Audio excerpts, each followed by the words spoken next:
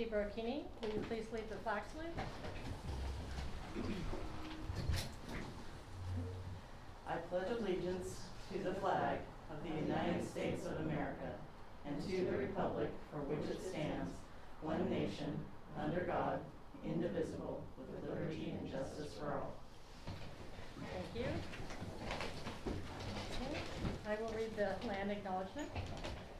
The Pacifica School District acknowledges that we gather on the unceded ancestral homelands of the Ramaytush Ohlone people. As guests, we humbly extend our gratitude to the Ramaytush Ohlone elders and community. We recognize that we benefit from living and working on their traditional homeland, and we affirm their sovereign rights as First Peoples. As the original stewards of this land, the Ramaytush Ohlone understand the interconnectedness of all things and the importance of maintaining harmony with nature. Likewise, the Pacifica School District commits to teaching our school community how to be responsible stewards of this land. And Barbara, would you take the roll call? Of course. Trustee Berdal. Here. Trustee Brocchini. Here. Trustee Doggett. Here. Trustee Patel. Here. Trustee Villalobos. Here. Okay, the district digitally records the audio and video portion of the meeting. All recordings are kept in the superintendent's office for 30 days and are available during that time period for inspection by members of the public on district equipment without charge. Speakers wishing to address the board on agenda or non-agenda items, please submit your first and last name and the agenda item that you wish to speak on in the Q&A area of the webinar. Please do not submit comments or questions in the Q&A area. You will be called to address the board, your microphone will be unmuted, and you may speak up to 3 minutes. After you have spoken, your microphone will be muted. Okay, approval of the minutes of September 22nd, 2021. Okay, it is recommended that the board approve the minutes of September 22nd, 2021 regular meeting.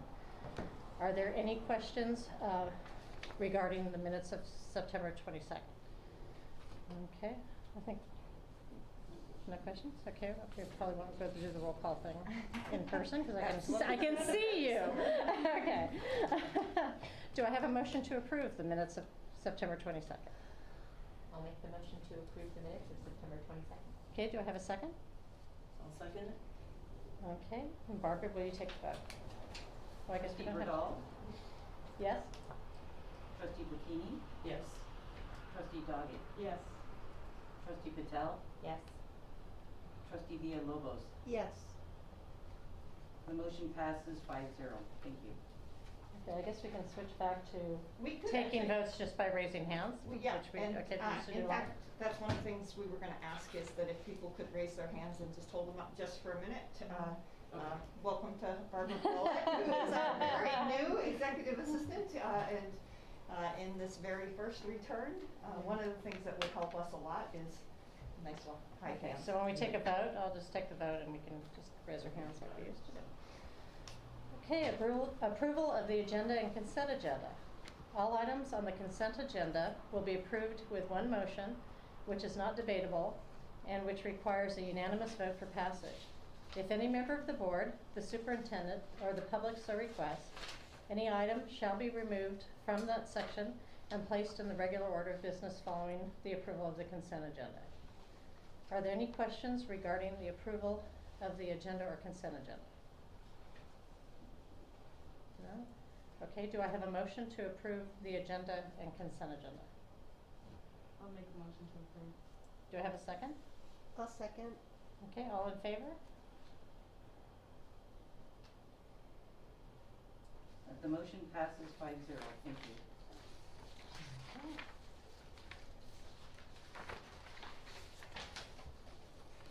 Okay, communications. Speakers wishing to address the board on agenda items or non-agenda items, please submit your first and last name and the agenda item you wish to speak on in the Q&A area of the webinar. Please do not submit comments or questions in the Q&A area. You will be called on to address the board. Your microphone will be unmuted and you may speak up to 3 minutes. After you have spoken, your microphone will be muted. Okay, LSEA?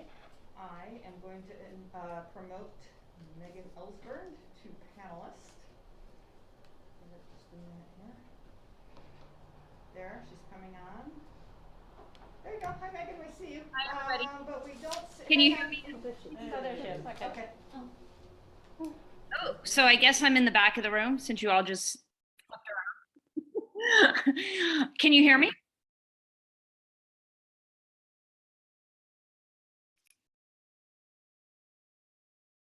Good evening. I can talk really loud. Should I talk really loud?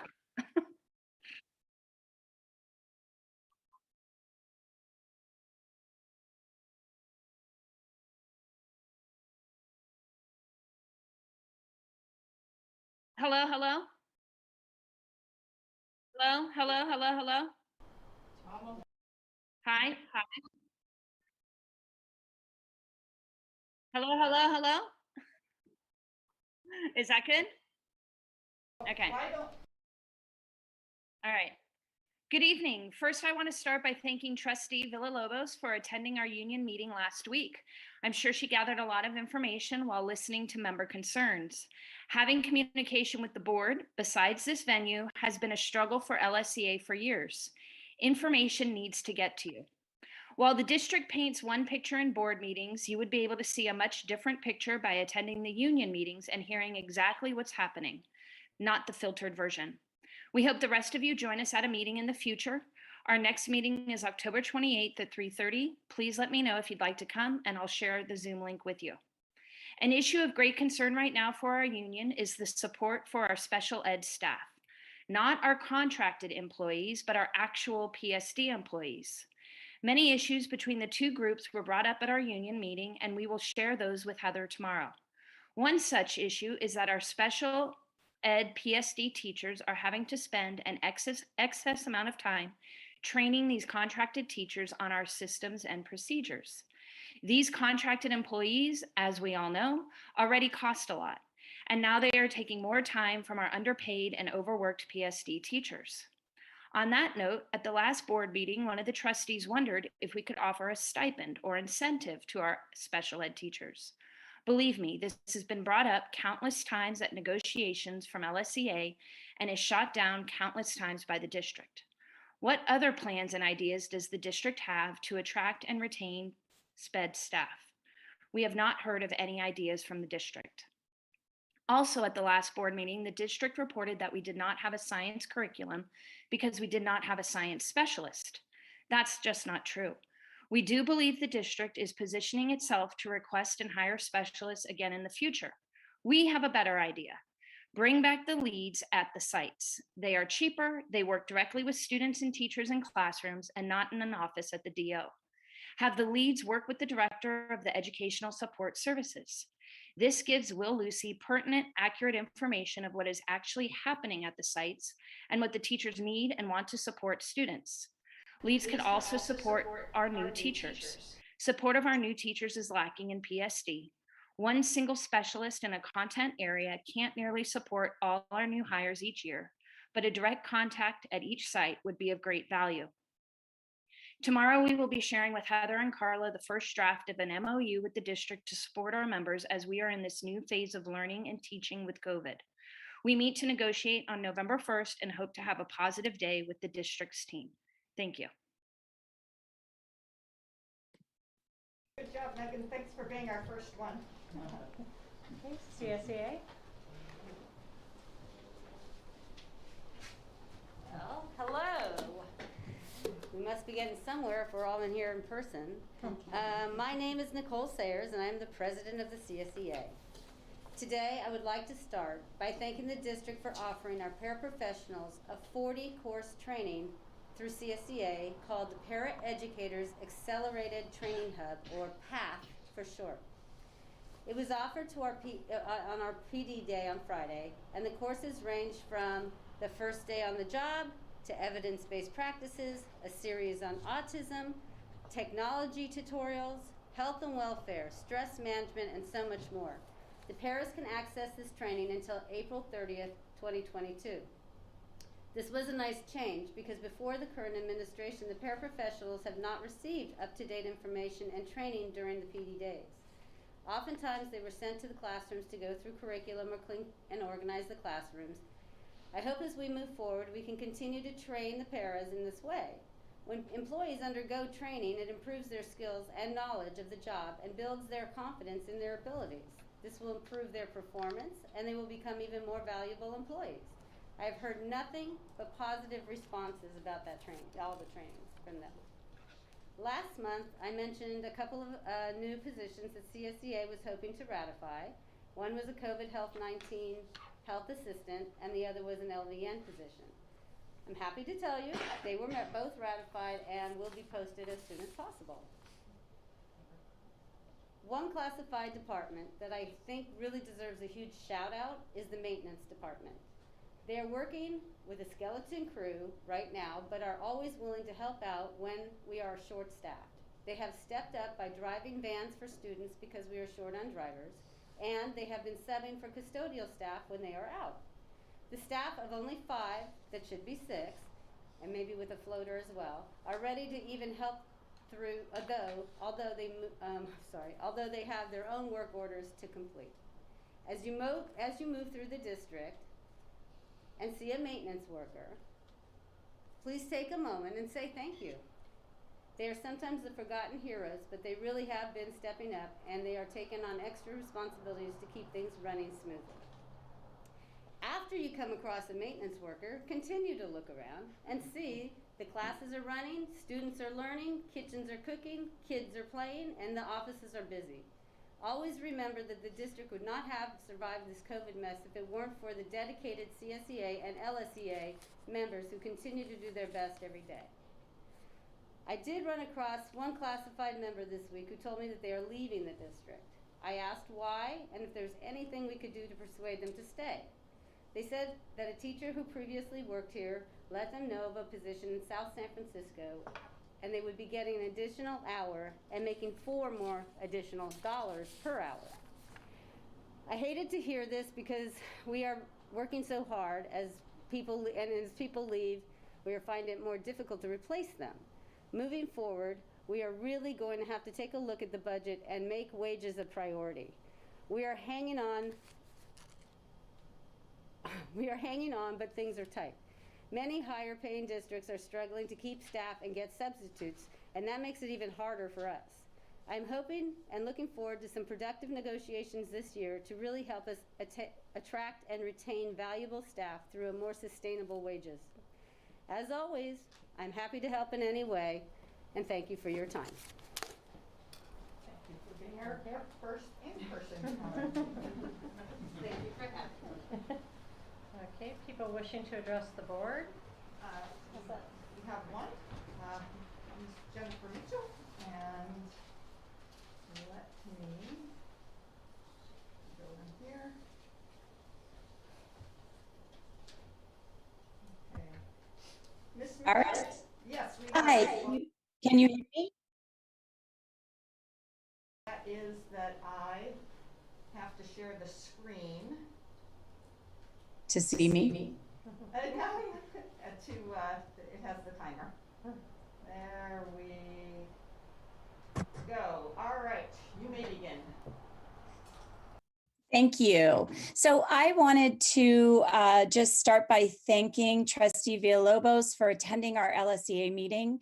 It was really gratifying to know that she made an effort to hear directly from teachers during this time of unprecedented stress. I hate using the term unprecedented because it's stopped meaning what it should mean, but in this case, it's really true. Teachers have long complained of poor communication, and this gesture meant so much to so many of us. And I really do hope that other members will consider joining us in the future. I also just wanted to kind of tag on to what Megan said and encourage the district and the school board to ask teachers for possible solutions to things, to problems. The solution of how to train new teachers on Teachers College came from us at our union meeting. We had the idea of purchasing the Teachers College videos, which we used last year. It was so much cheaper, about $130 a person. And these are quality resources that the teachers can go back and look at again and again and again. Plus, it's not another binder to put on your shelf. And it lasts longer than having someone come and train you. We're still waiting on those codes from Will, but I'm sure that they are on their way. And I'm sure that they will be very, very helpful to not just new teachers, but veteran teachers. I found them extremely useful last year. And personally, I think that is a lot of bang for our buck.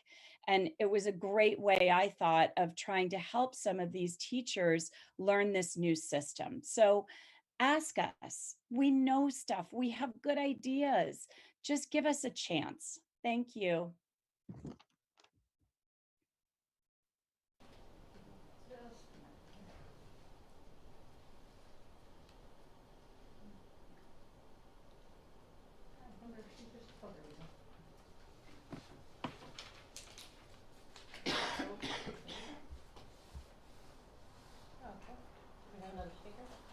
I'll just check one more time, but I think that was it. We just got some feedback around the sound on the online is coming in fine. Oh, okay. Okay, the next item is correspondence. Wilson? I do not have any correspondence. Okay, we'll go to board and superintendent communications. Can we start at the end? That meeting? Did you have anything to report? I attended the San Mateo County General Membership Meeting along with Trustee Burkini on the 27th, and then I had a one-on-one with Heather earlier in the month on the 23rd. Okay.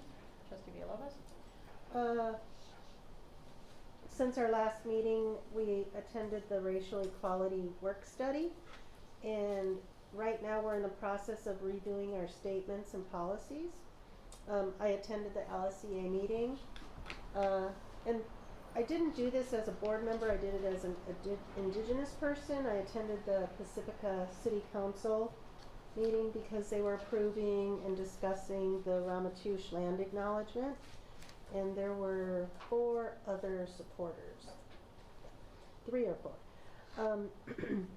I had coffee with President just to touch base about future policy review, and I met with the superintendent for our monthly meeting that I missed last week. Just, I don't know where time went, and we talked about the protocols for COVID and shared my experiences with the LSEA meeting. That's it. All right. I also attended the county call and the equity trainings. They're both great. I have been contacted a lot about the dress code.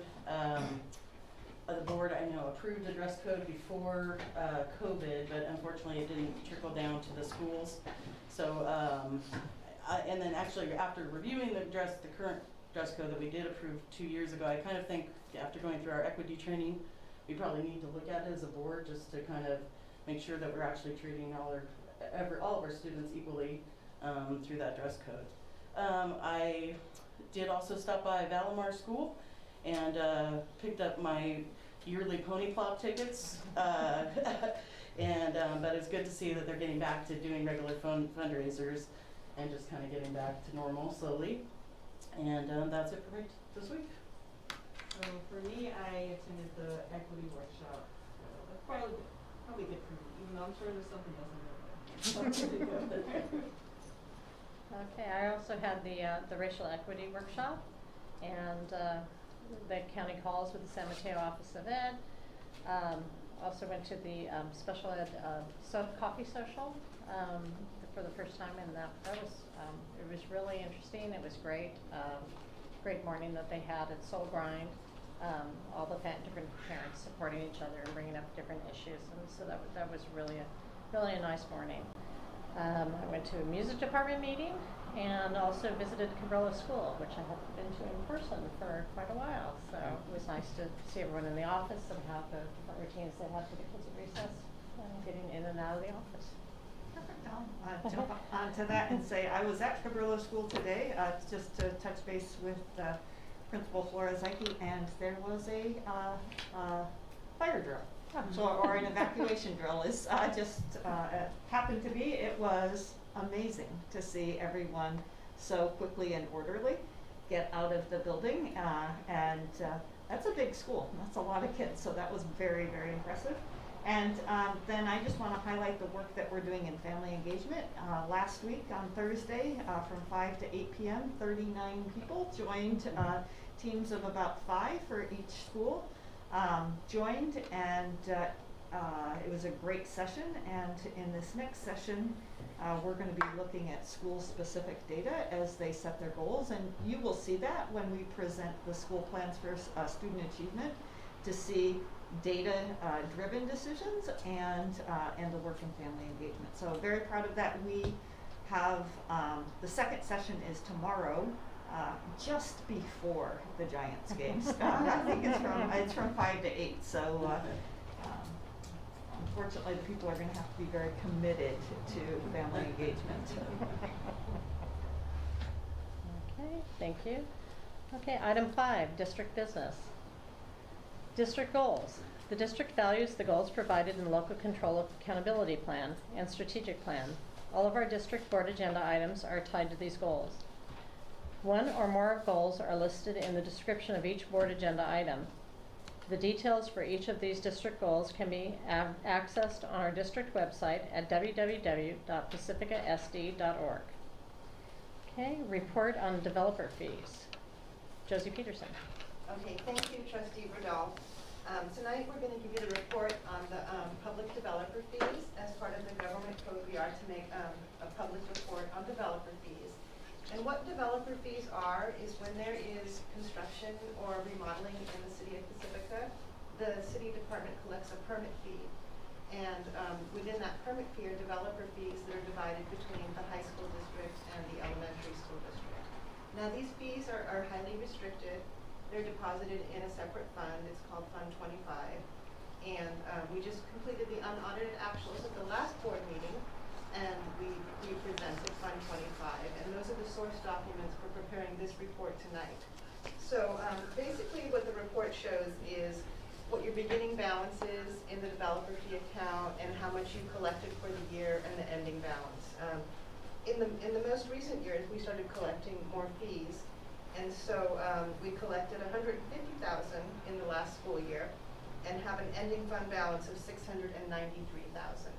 Now, our district has not spent these developer fees other than to pay for the normal studies, and that's because it is restricted funding, and you're supposed to use these fees in areas of growth when you have enrollment growth. Now that we have the facilities master plan and our bond project manager, she's working closely with some consultants on how to match these fees with some projects that are within our facilities master plan. So you'll start to see that come together as we move along with some of those bigger projects. So the report is attached, the unaudited financials, and we did all the public postings at the libraries ahead of time and on the district office. So if there's any questions, I'd be happy to answer them for you tonight. Go ahead, Nikki. A couple of quick questions. One is that 150K from the past year, is that typical? Is that above average? How does it kind of grow each year? If you look at the last few years, it is above average this year and last year. In previous years, you would see maybe 30,000, 40,000, but the last 2 years we have seen a spike in collections of developer fees. And then you said it's highly restricted and only used for enrollment growth, but it sounds like there may be other opportunities, even though we're not seeing enrollment growth, to use it with the master plan? Yes, exactly. And we get a study done, a developer fee study, and also we have contracted with King Consulting. And they're going to help us match those funds with, for example, maybe the gymnasium at Cabrillo could be an example, or maybe some of the buildings at Ocean Shore. So we're building capacity within our school. And so it can be used to build capacity for particular. Yes, exactly. Thank you. Thank you. Are there any other questions? No? Okay, this was for information, I believe, so thank you, Josie. Thank you. Thank you. Thank you. Item B, The approval of resolution 2021-10-13-A, bond resolution for Series B issuance. Thank Jess? you. And while Will is bringing up the presentation, Vina Makiko, she's our financial advisor. Just kind of a brief overview. Measure O was passed in 2018, and the board did approve a facilities master plan. And we did issue $18 million in the first issuance. And thanks to our our project managers, Cece Mang and Christy Novak, our director of technology, we have been spending those funds on the projects. And so now we have continued with the facilities master plan, and we're ready for the next issuance of $25 million. And so thank you, Makiko, for coming tonight and presenting on this item. We really appreciate it. There were some copies of the presentation at the door if anybody wanted some paper copies. They have them on their desk. Okay. We are just waiting for the presentation to get posted. But we don't have one of these. We just tell Will to. That's how we do that. I am so sorry. I practiced and everything, and then of course, when it needs to happen, it doesn't happen. Let me try this again. Share screen. This is the presentation I want to share. Come on. Okay. Oh, it was up there for a while. Yes.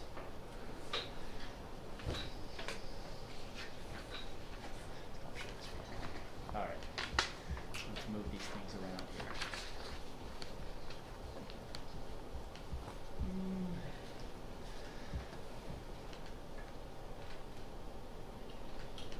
I'm just gonna pull it up again.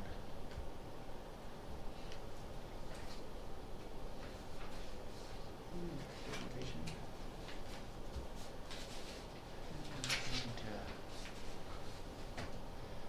You are sharing your screen.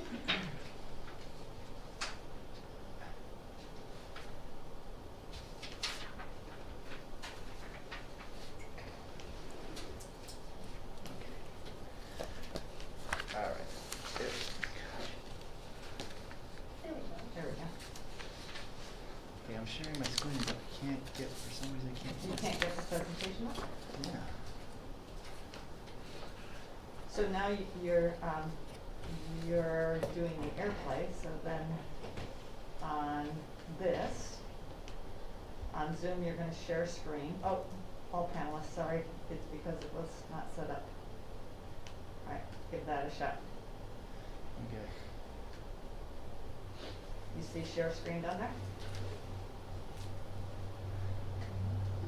The little green button? Yeah, I'm trying to get back to that. I've lost my. I might be able to get it. Yeah. There's something on top there. Am I on Zoom?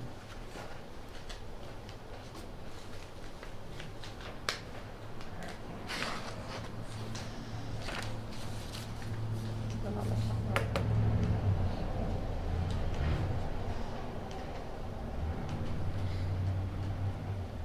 I'm gonna share my screen, okay? Yeah, I've completely lost Zoom now. I'm not even.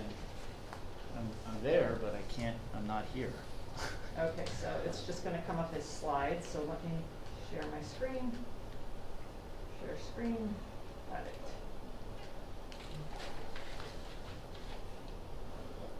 Okay, So on both screens? Okay, thank you. yes. So my name is Makiko Sato and I'm with ISIM Advisors, and I have a big smile here, but you can't see me just see it. And so thank you so much for this opportunity to make this presentation. So as we get started on the second series of bonds from the Measure O authorization, I wanted to provide some context and some explanation about how the bond process, issuance process works. So on the next slide, on slide two, we show the history of the bond authorizations approved by voters in the community. The 1997 Measure D authorization was for $30 million, and all of those bonds have been issued. And then more recently, Measure O from 2018 for $55 million, and of that $55 million, $18 million has been issued. which leaves $37 million in authorized but unissued bonds remaining. Sorry, one second. Let me show you something. The company buttons over here. That right there. Represent. Got it, okay, there we go, perfect, okay, there we go. We don't have a great screen up there, but back there, we've got your presentation. Yeah, I can take I've a lost look this. at it too. So, when we're looking at updating the bond program model, there are 3 key inputs: the assessed value or the tax base of your community, the interest rate environment, and the bond structure and/or tax rate projections. So we'll cover those each in turn. So on slide 4, you can see that the assessed value of the district is very stable and has been growing very steadily, except for the last Great Recession, where there was a couple of years of declines or very flat growth. With the pandemic, you'll notice that the AV growth over the last 2 years has been a little bit lower than we were seeing prior to that, which was closer to 6%. But still, at the beginning of the pandemic, there was a lot of concern that AV was going to shrink throughout California, and as you probably heard, the housing market has continued to be strong. But I will note, when we're talking about assessed value, that this is about the taxable value of the property, which is different from the market value. So just, in some cases, that's significantly different, especially for people who have owned their homes for a very long time. On slide 5, you can see the interest rate environment. The graph on the left-hand side shows the historical MMD rates, which is the benchmark municipal market yields that we take a look at. That's the assumed borrowing rates for a AAA rated issuer. And you can see really the trend line. It's pretty bumpy and volatile, but overall, interest rates currently are very low.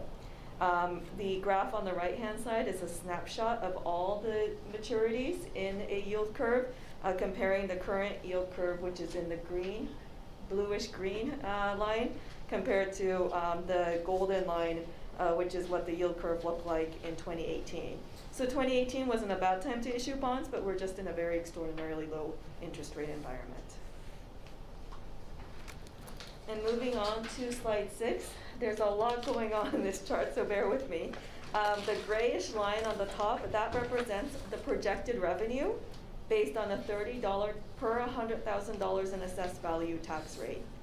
That line increases over time because we are projecting that your assessed value will grow over time. So even though the tax rate stays consistent year over year, the revenues grow. The bars on the bottom represent the debt service associated with different series of bonds from Measure O. The red bars represent the actual Series 2018, or also called Series A bonds. And the golden bars represent the debt service associated with the Series B bonds. And finally, the bluish, greenish bars represent the estimated debt service for the Series C bonds. And what I wanted to note here is that you'll see with the red bars that we structured those bonds so that the debt service will dip down in 2022 because we were anticipating that the district will issue the second series of bonds. So we often get the question, we're issuing more bonds, does that mean an increase in tax rates? And the tax rate depends on the AV, but overall we're trying to structure these bonds to keep tax rates consistent, so that the new structure of the new bonds will fit in kind of like a puzzle to keep overall tax rates stable. These bonds will be structured as traditional current interest bonds with a 30-year repayment term, so very standard, straightforward types of bonds. On slide 7, I also wanted to show the board the history of the bond program tax rates. Hang on one second, there we go. Sure. And that's broken down by the 1997 authorization and the 2018 authorization. Frankly, I couldn't find the original ballot language for the 1997 authorization because it was so long ago. But you can see over time that that tax rate has come down because the tax base has grown larger than originally projected. And for the 2018 authorization, we estimated that the highest tax rate associated with that bond authorization would be $30 per $100,000 in assessed value. And you can see there that we've been under that level every single year since we started issuing bonds from that authorization. So the district board will be considering a bond resolution authorizing the issuance of the Series 2021 bonds, which is the second series of bonds from the Measure O authorization. Not only does the resolution authorize the issuance of the bonds, but it also sets a number of parameters. Specifically, 4 of the key ones are listed below, which is to limit the par amount to $25 million, the maximum term to 30 years. Under government code, you can go up to 40 years, but 30 years is a little bit more conservative. A maximum underwriter's discount of $3.50 per bond, and the maximum true interest cost of 5%.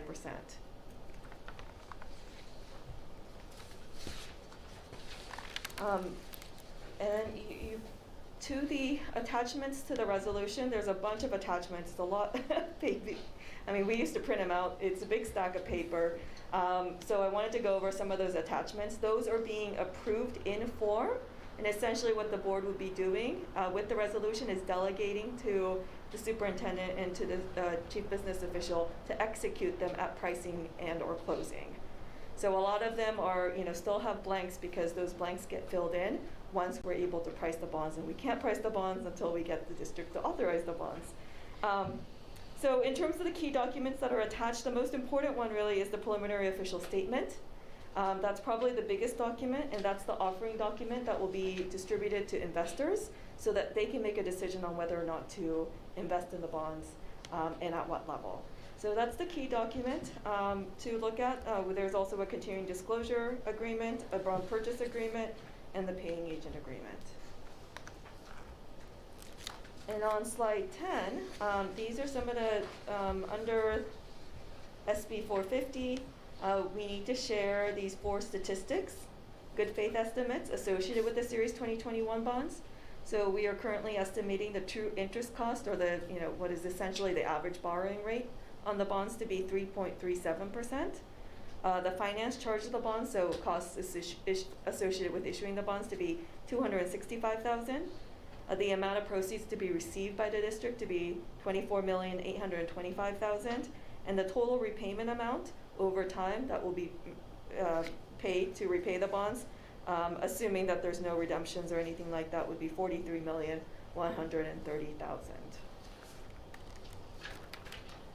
So in terms of the issuance schedule, we're making the presentation to the board tonight, and asking the board to consider the resolution approval.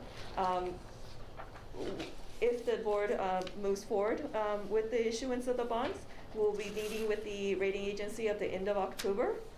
We'll ask them to get back to us in early November, so we can price before Thanksgiving, and then close the bonds shortly thereafter. And by close, pricing is when we lock in the interest rates, and then closing is when the district actually issue the bonds and gets the money.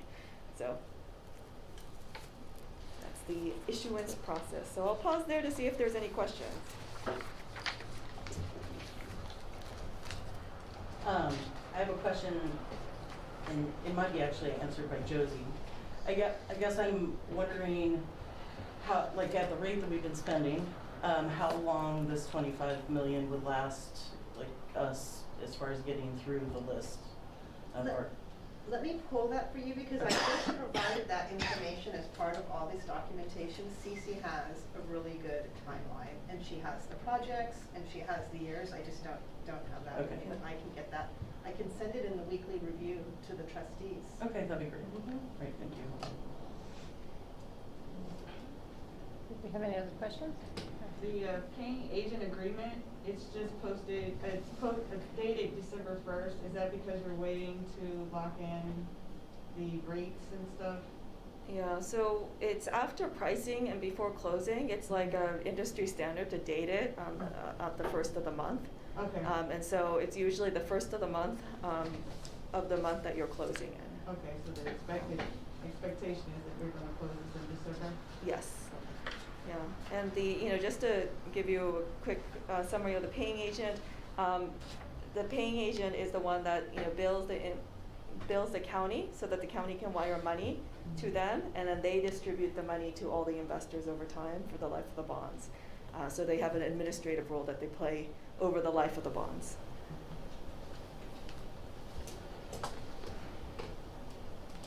Any other questions? Yeah, I have just a couple of quick questions, and I think this is also probably for Josie. I'm also very curious to see the spending pattern.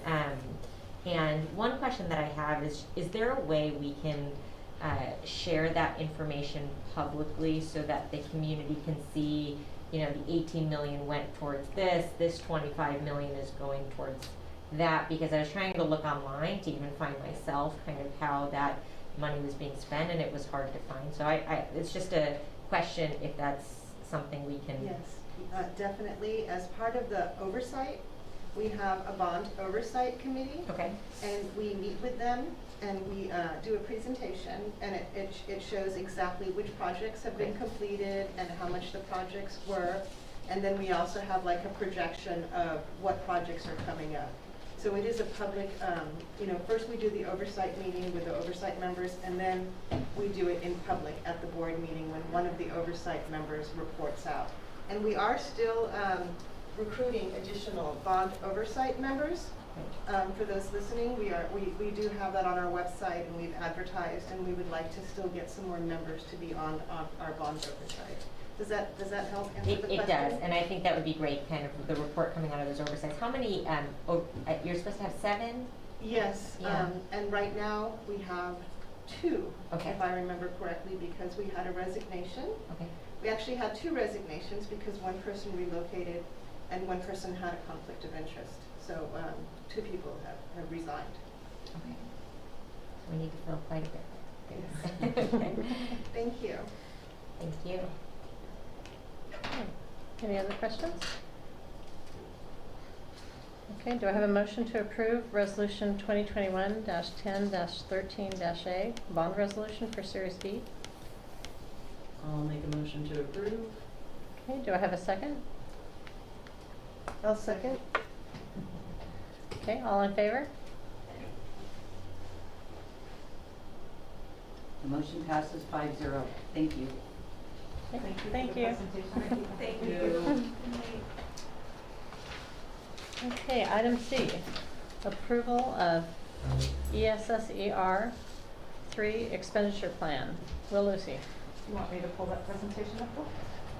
There's no presentation, there's the perfect, actual sorry. document. Got it, fine. But you- Then let me move back to my agenda right here. And I apologize, something's going on with my connection or something. It's probably human error, me.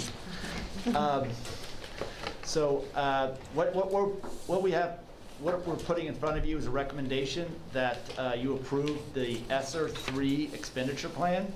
All school districts, just a little bit of a background, all school districts that receive elementary and secondary school emergency relief funds under the American Rescue Plan Act, referred to as ESSER 3, are required to develop a plan for how they will use the ESSER 3 funds to, at a minimum, address students' academic, social, emotional, and mental health needs, as well as the opportunity gaps that existed before and were exacerbated by the COVID-19 pandemic.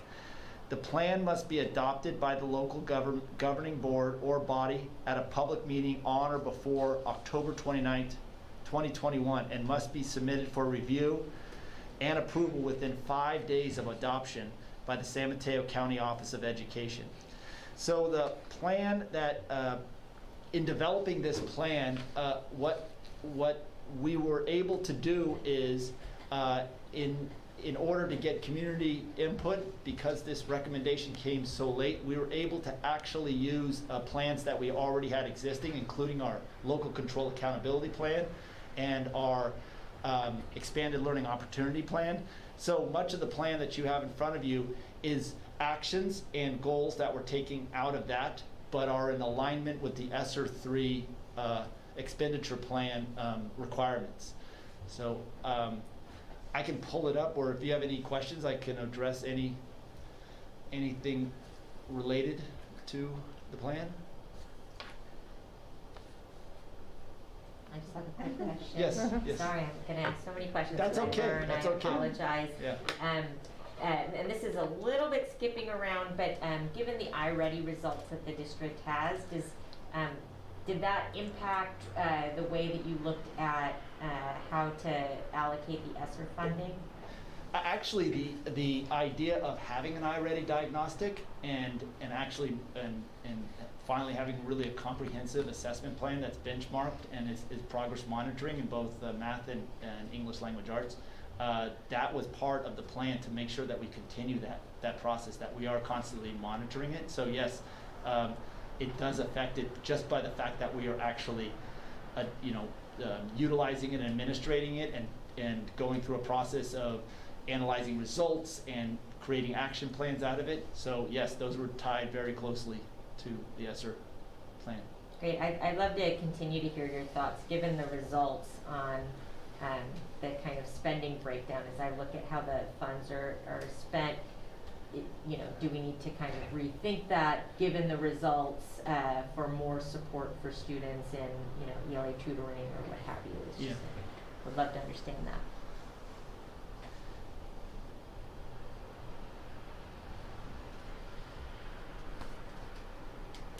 Any other questions? I see that tutoring is addressed here, but it's sort of a low number. And I just, as we get through talking to the iReady, I think we need to make sure we're considering doing tutoring at all the sites, like just really some intensive work there. So that's just my general comment, I guess, about it. Okay, were there any other questions? Okay, do I have a motion to approve the ESSER 3 expenditure plan? I'll make a motion to approve the ESSER 3 expenditure plan. And do I have a second? I'll second. Okay, all in favor? The motion passes 5-0. Thank you. Okay, thank you, Will. Okay, item D, sorry. D, the iReady updates, also Will. Shall I pull that up? Yes, please. I can't still get my screen to, I have it here, but I can't get it up on the screen. Okay, so give me just a minute here. So on both screens, there's no public comment. As it's being brought up here, this presentation is an informational presentation, and it's around the, we have just gone through the first diagnostic for both reading and math. A large percentage, almost a very, very high percentage of our students in 1st through 8th grade took the diagnostic. We also went through a process where staff and got not only trained on the iReady and how to look at the data, how to pull good information off the data, but also they got time at this last professional development time to actually work with the data and provide kind of like next steps. So finding out the what, where these students are academically in both reading and mathematics, but then also what now, really the next steps that need to be taken. A lot of the actions that are in the previously mentioned ESSER 3 plan are things that they are going to be doing based off what they've been seeing within this data. So if you can go to the first slide, yeah. So we have an assessment calendar, and I think you've seen this already before, but this is just a section of the assessment calendar. It doesn't not include the state assessment pieces, like CASP data, the physical education, the PE, what do they call it, the PFT, the physical education test, and both the math and ELA CASP data, the ELAC, the English language advisory, English language, I'm always getting mixed up with all these. LPAC, the English language proficiency assessment consortium test for our English learners.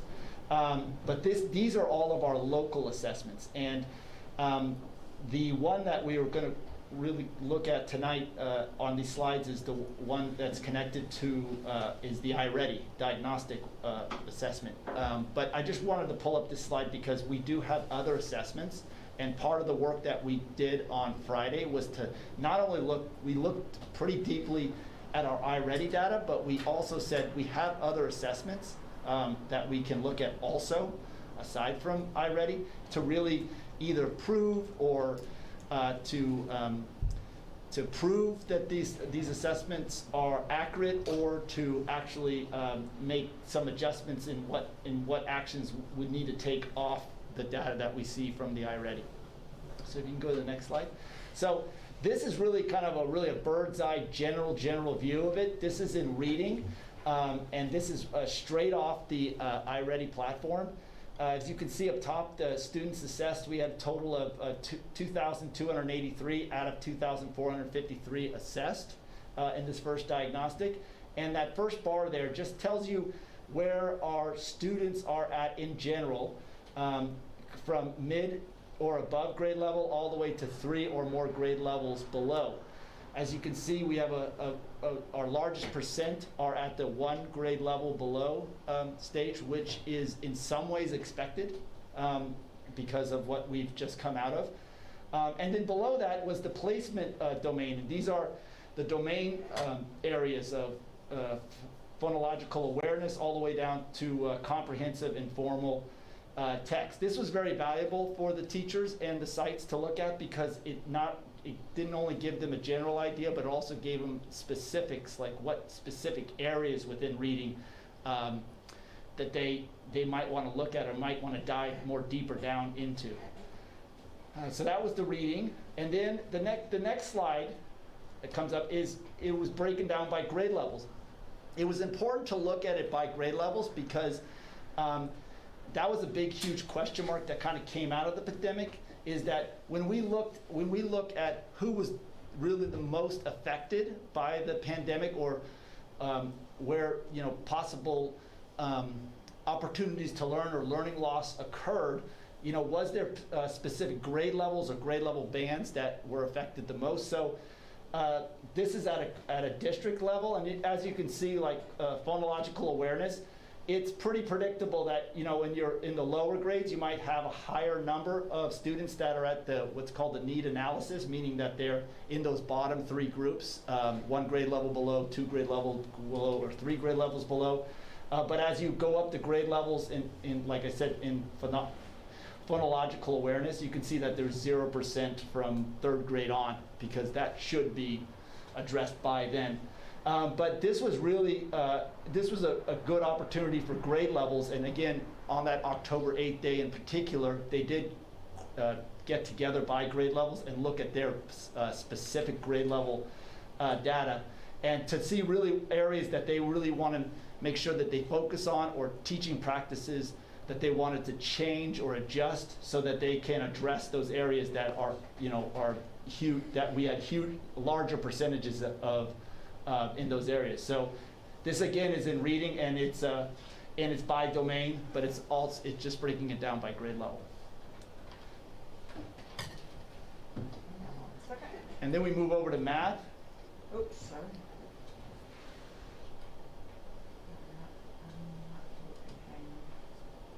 Sorry.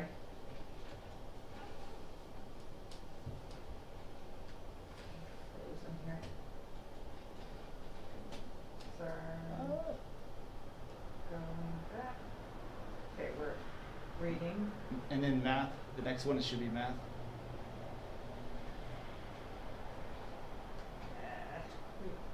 There we go. There you go. Okay, so again, you have the math, just like in the reading, you have the math part, and that first bar tells you the number of students and also the percentage of students that are at the various different levels, or the various different, as they refer to them in iReady, as the placements. And then you go down and it talks about specific placements by domain, and you can really see generally across the district is that geometry is one area that we have a pretty large percentage of students that are at 1 grade level or more below. grade level. And then if you go to the next slide, again, it breaks it down by grade level. Doing my best. That's right. There we go. There we go. And so again, at grade levels, it breaks it down by those domains across, and then the grade levels down. And again, it's interesting to look at the specific percentages, because the percentages that are there are the percentages of the students that took the assessment that were one grade level below, one grade level or more below. So that was, again, this was really, again, I can't reiterate enough that this was really important for the teachers to go through and look at it specifically for their classrooms.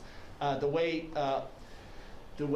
October 8th was set up was that the teachers who were involved in this particular part of the professional development started off with their own class, and there was actually an online course that takes them through this process, looking at their own class, and then they moved to their grade level group, and they discussed it in their grade level groups or their department groups if they're if they're in 6th through 8th or 7th through 8th, and then they went to school-wide, and the principals had an opportunity to present their school-wide data, and then in the afternoon they looked at groupings, right? So one of the things that's an effective piece of iReady is that they will present the information, and they'll say, you know, you might want to consider grouping students when you're doing those small group instruction to be able to focus on specific domains or just on specific areas.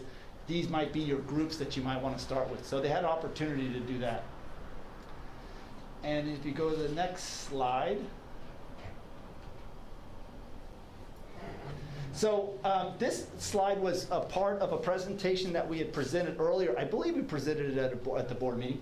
And this was our kind of overall goal moving in, is that we wanted to, coming out of the pandemic, we wanted to know where each student was, right? So that was the what, right? So that was our first thing. And then we wanted to make sure that we allow time, and it's been very difficult trying to find time, because if you can imagine, all these students are coming back into the schools, they're really focusing on the social, emotional, and the health and the well-being. You know, teachers are really working on that part of it. To find time for them to actually sit down and look at the data that comes from this diagnostic was really important for us to do. And that's why we dedicated that entire day, and we dedicated a couple of Wednesday afternoons for that purpose. And so that was that second part, analyzing the data and collaborating and looking at that. And then the third part is providing impactful instruction and support. So the whole idea is, once you analyze that data, is for the purposes you to really think about the interventions that are impactful. And you're hoping, because you've done all this work ahead of time, that what comes out of it, your next steps or your interventions are going to be impactful, because they're going to be data-based.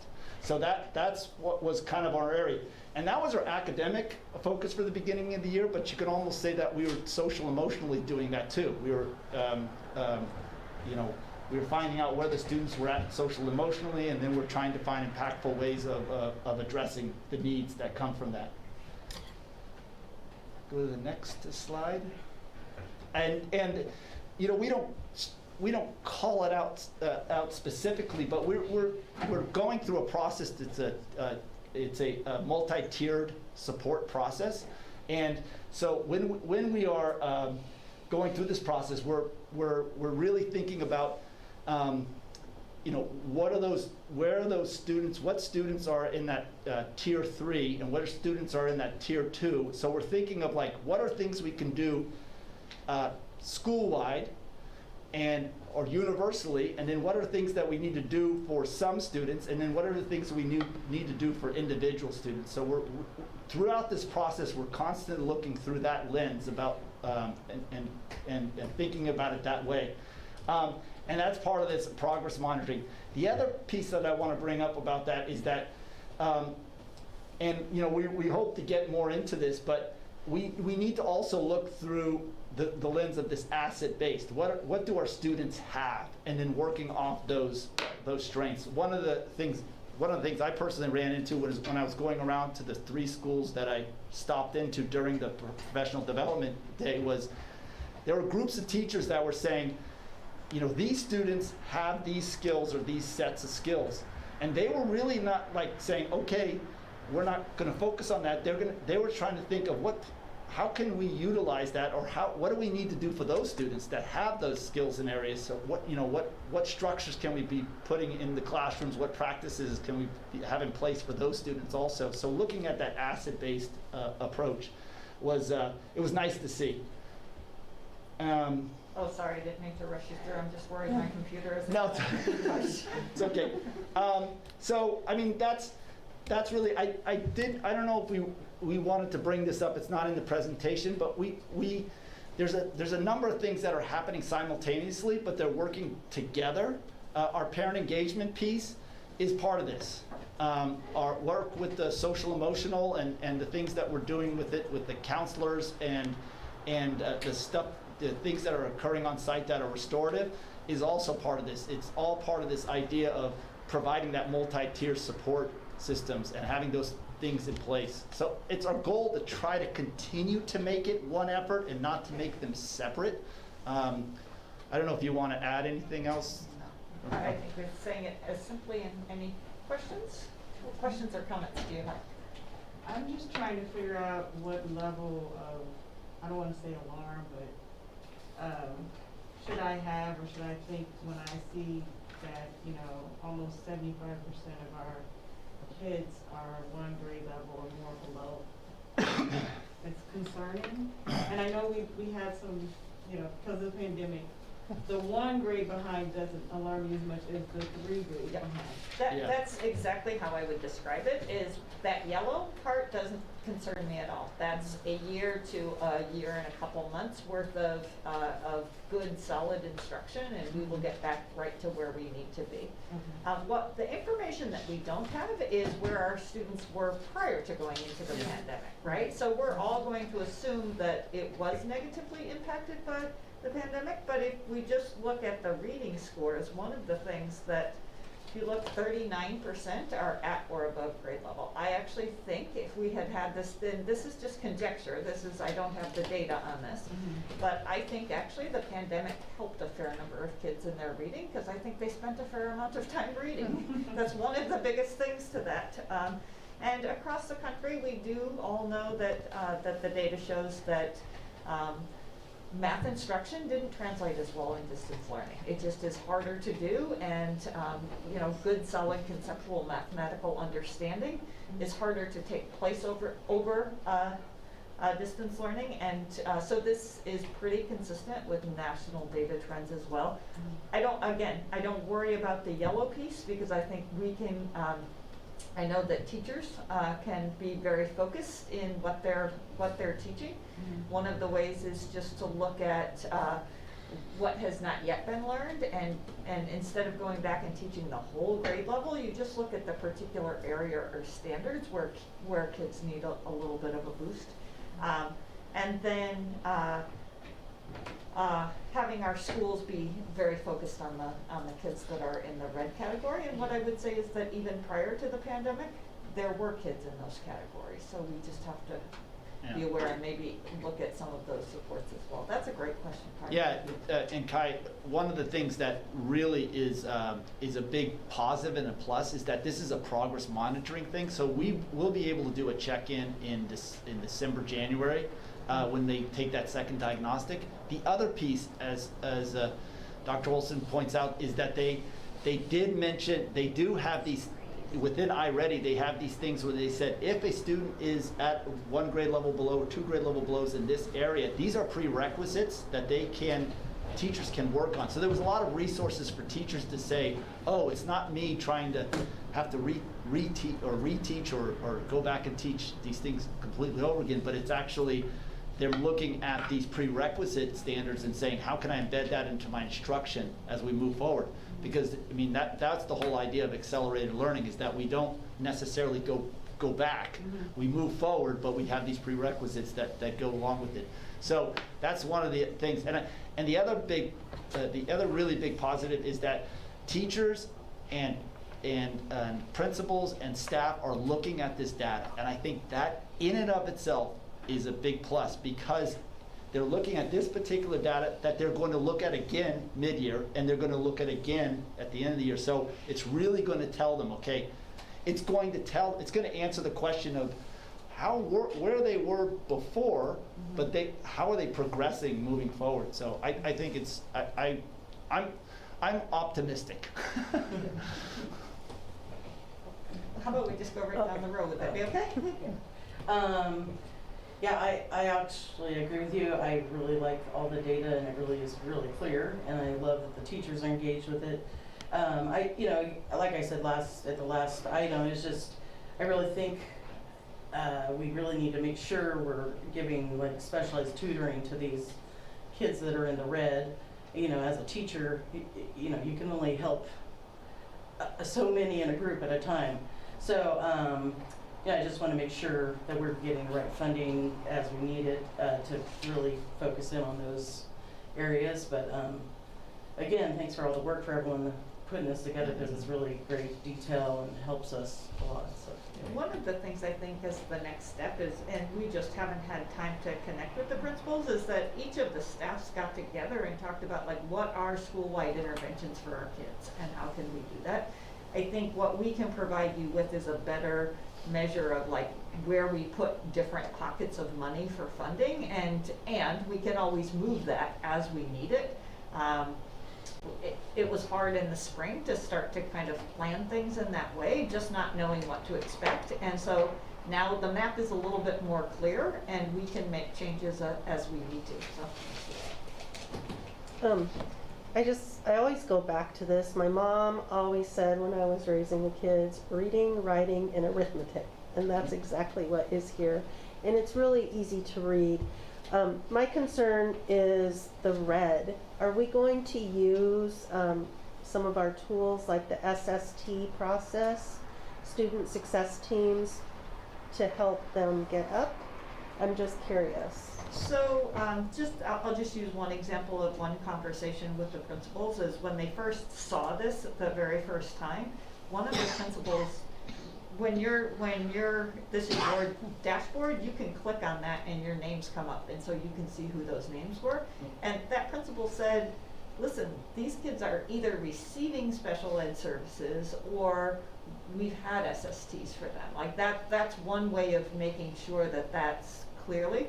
Like if they have, it's not necessarily a qualification for special education, but if they've not had an SST, they will absolutely have an SST. Like that's one of our goals, is to put in place that, some schools call it a screen team or an SST process, but it's student success process, right? And so we think that a fair number of the kids in the dark red are probably already receiving services, but again, when we look in January, what we want to do is there motion, is there progress for those kids? So, thank you, that's a great question. I just have a couple of questions. So first of all, I said this before when you brought up that you were doing iReady. I commend the district in doing iReady and diagnostic assessments. I think it's fantastic, especially coming out of the pandemic. So to all the teachers and the staff that help with that, great to see the data, and thank you for that. I would just agree with Trustee Doggett on the math portion in particular. It is concerning, especially when you look at number and operations being a concern across grade levels, and how we can look at that. And I don't know if this correlates or doesn't correlate with the state assessments. So if I look at, I know we haven't done state assessments in some time, but I don't know if there is any correlation that we can glean to say this is showing, significant challenges this year. So that's one question. I don't know if there is a correlation or not. Actually, I can answer that real quickly for you. There is a correlation. They're actually iReady's coming out with, it's called a predictor. Okay. It can predict what you possibly will get on the state assessment. So But that's Based just on come out. policy. I've just learned a little bit of information on that, and I know it's probably gonna be, oh, if you want that, it's another cost. No, it's actually, I think it's not necessarily a cost. I do think you have to be very careful because it can be a huge Yeah. distractor. And I want to be crystal clear with everyone that we are not doing this to raise our state test Yeah. scores. We are doing this so that we know where our kids are coming out of the pandemic. It will probably obviously help, but, you know, sometimes districts present it as like, this will raise our scores. And this, you know, this is the scale that we step on at Weight Watchers, is how are we doing right now? So you have to be kind of careful when a big commercial product like that sells you bells and whistles, because it takes people down a lot of distracted paths. And I'm really proud of our staff, and you know how this was hard for teachers to do something as we just came back. And I want to give a huge shout out to our library and media techs who made sure that our Chromebooks were ready to go under the wire, and that was just super excellent. So great question. Thank you. Keep going. Yeah, so thank you for that call out. I was more thinking, is there any way that we can look at the past data to say this is, you know, like what placement levels or what standard levels? I don't know. It's hard at this time because we Yeah. really didn't have CAST data for 2 years. I know, So yeah. it's.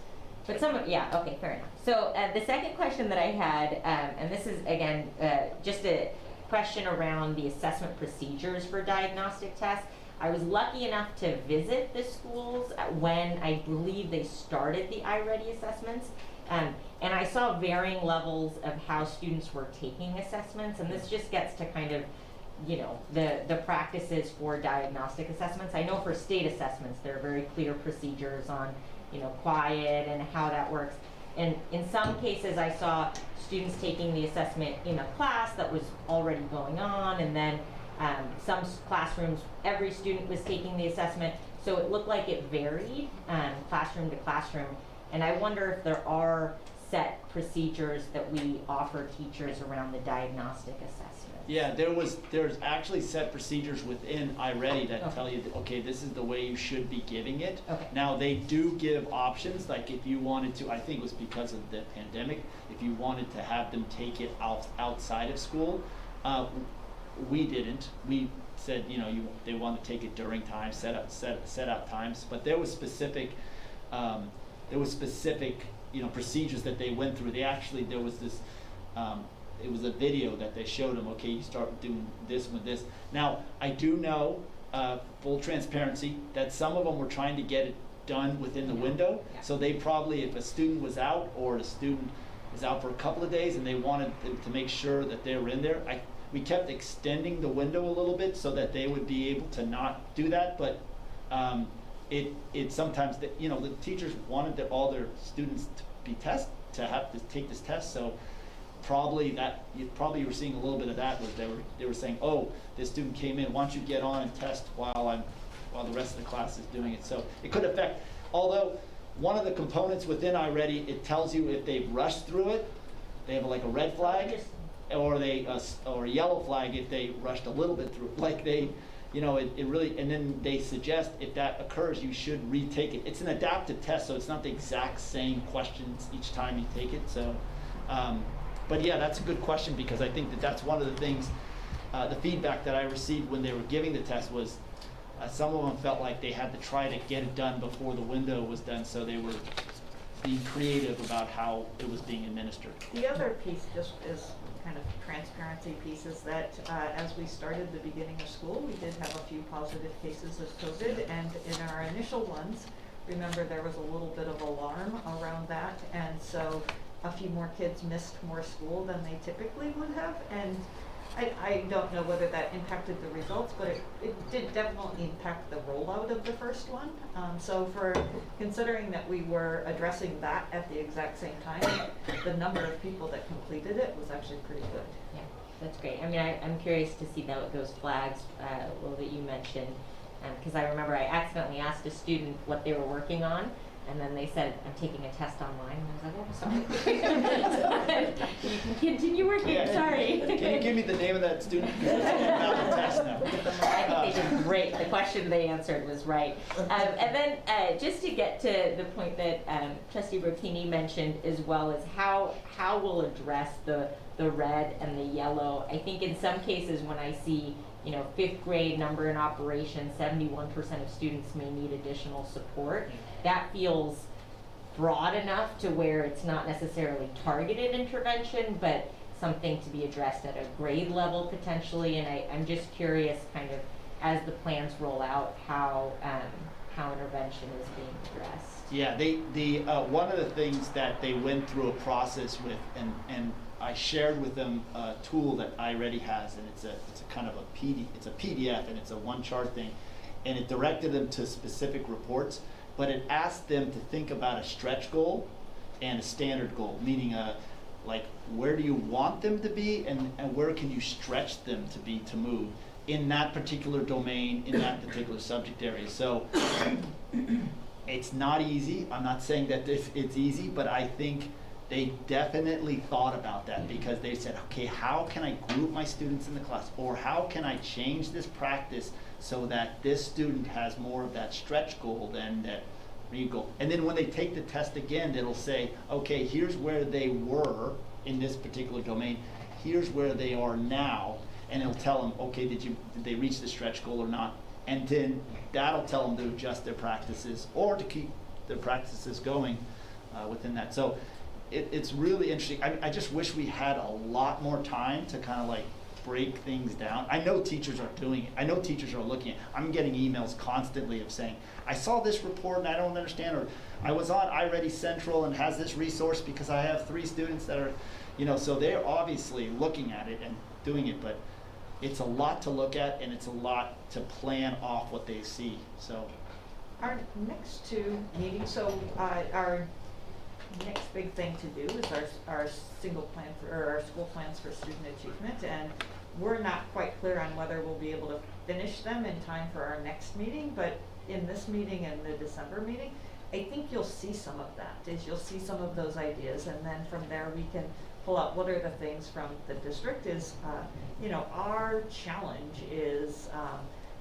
we have received an influx of funds to recover from time that was lost in terms of learning, and so what we want to do is, as good stewards of that money, is to think about what's going to have the biggest impact on kids. And so that's why the day was really designed around teachers exploring what that is, because we do know that it's the classroom teachers that know the most about what kids need.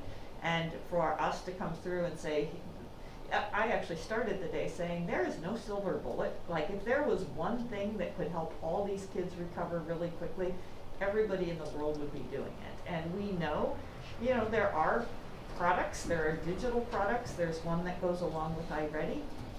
We know the kids that have been most impacted by the pandemic and distance learning really need a human touch on that end. Like, they need some recovery. So we look forward to hearing what those plans are, as well as, you know, other ideas that can get shared, so that, you know, in the next 2 years that we can be really focused on helping kids recover from that. There's some districts that have, this is their 2nd or 3rd year using iReady, and they say they're still discovering new things and working things. So we also have to keep in the back of our mind, this is new to everybody in our district, so we're just trying to, you know.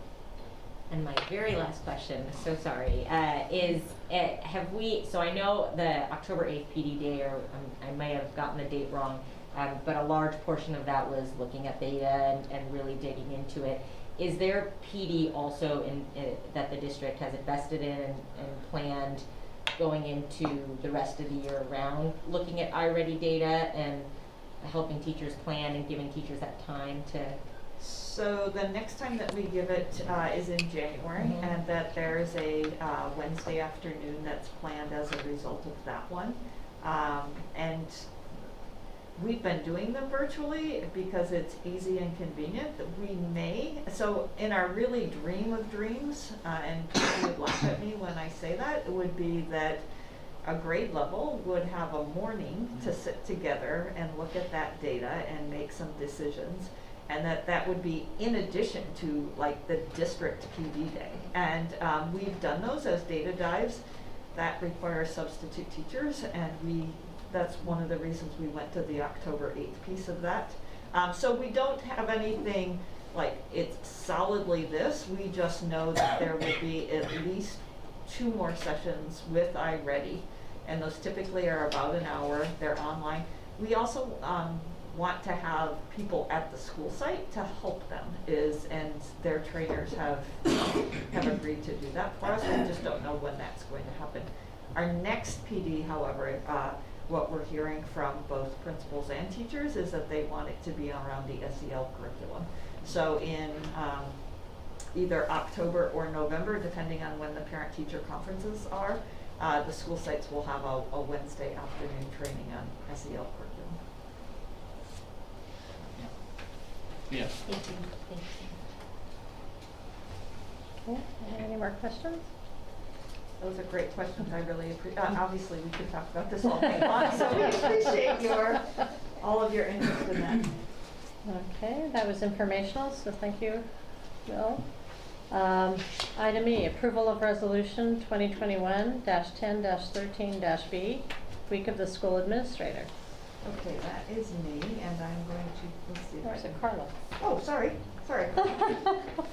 Heather, do you want to take it? No, all you. I'll try to pull it up on the screen. How's that? All right. Good evening, Board of Trustees and Superintendent Dr. Olson. Tonight, we recommend that the Board of Trustees approve Resolution 2021-1013B to honor district school administrators during the week of the school administrator, October 10th through the 16th, 2021. Some background per Education Code 44015.1 in observance of the importance of educational leadership at the school district, and county levels. The second full week in the month of October of each year shall be designated as Week of the School Administrator. Schools, school districts, and county superintendents of schools are encouraged to observe the week with public recognition of the contribution that school administrators make to their schools and community. Research has repeatedly shown that quality school leadership is essential to student success. These leaders, in turn, are supported by a network of dedicated professionals, including special education and general education leaders, classified educational leaders, among many others. The importance of effective school leadership and district office leaders is essential, and in the Pacifica School District, we see evidence of such great administrative leadership. And we have the resolution, if we'd like to take turns reading it. May I kick us off? Okay, go down the line. Also, as we read this, just kick off what an unusual time this is to be a school leader, how hard they are working. Typically in a meeting like this, we would ask them to come to be honored in this. Well, they're all going to be with us from 5 to 8 p.m. Tomorrow night, and so we were not going to ask them. There may be a few of them online, so thank you, administrators, for joining us. So, whereas leadership matters for the Pacifica School District and the students we serve every day, the strong leadership, resilience, flexibility, problem solving, and hard work of administrators has supported the successful return to school for staff and students. And whereas the title school administrator is a broad term used to define many education leadership posts: superintendents, directors, principals, assistant principals, special education leaders, school business officials, classified educational leaders, and other school district employees are considered administrators. And whereas dedicated leaders have preserved through the ongoing pandemic by prioritizing the health and well-being of students and staff, by contact tracing for positive cases, keeping students connected to school, communicating with families, and ensuring that children have access to meals. And whereas school administrators have reimagined their roles to meet the challenges of the ongoing pandemic by working alongside the staffs to support COVID pool testing, substituting in classrooms, implementing health and safety guidelines, and adjusting as guidelines or needs change. And whereas administrators are lead learners who work hard to stay focused on improving instruction for students by attending professional development alongside their staff, collaborating with their colleagues to share best practices, and supporting staff so they can focus on teaching and learning. And whereas school administrators understand the importance of family engagement in a student's success and provide families with hotspots and computers, partner with teachers to provide parent support, and serve on a wide variety of district committees, including District English Learner Advisory Committee and Special Education Parent Advisory Committee. And whereas school leaders team with parents, volunteers, community partners, and staff to meet the needs of our students and families, and we believe that our employees' response in serving children during these challenging times serves as an example of selfless public service and pride in our community. And whereas the state of California has declared the week of October 10th through the 16th, 2021 as the week of the school administrator per Education Code 44,015.1, and Therefore, may be it resolved that the Board of Trustees strongly encourage all members of the district community to join us in personally expressing appreciation to our school leaders for their dedication, commitment to students, families, and staff of the Pacifica School District.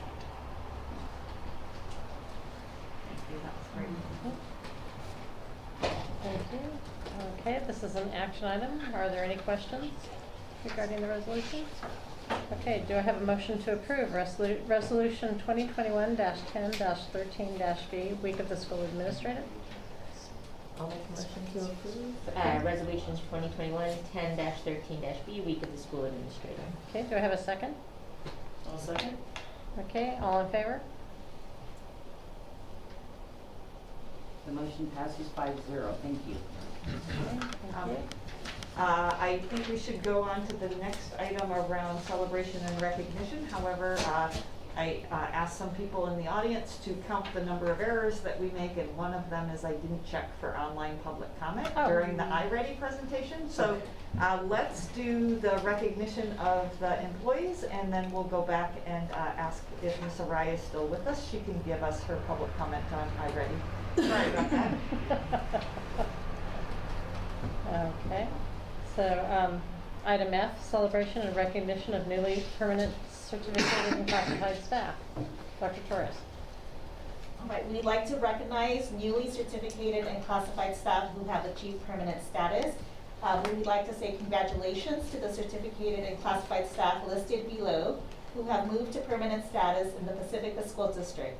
For certificated staff, the standard is a 3-year process starting as a temporary or probationary teacher, dependent on the staffing needs of the district for the year of hiring.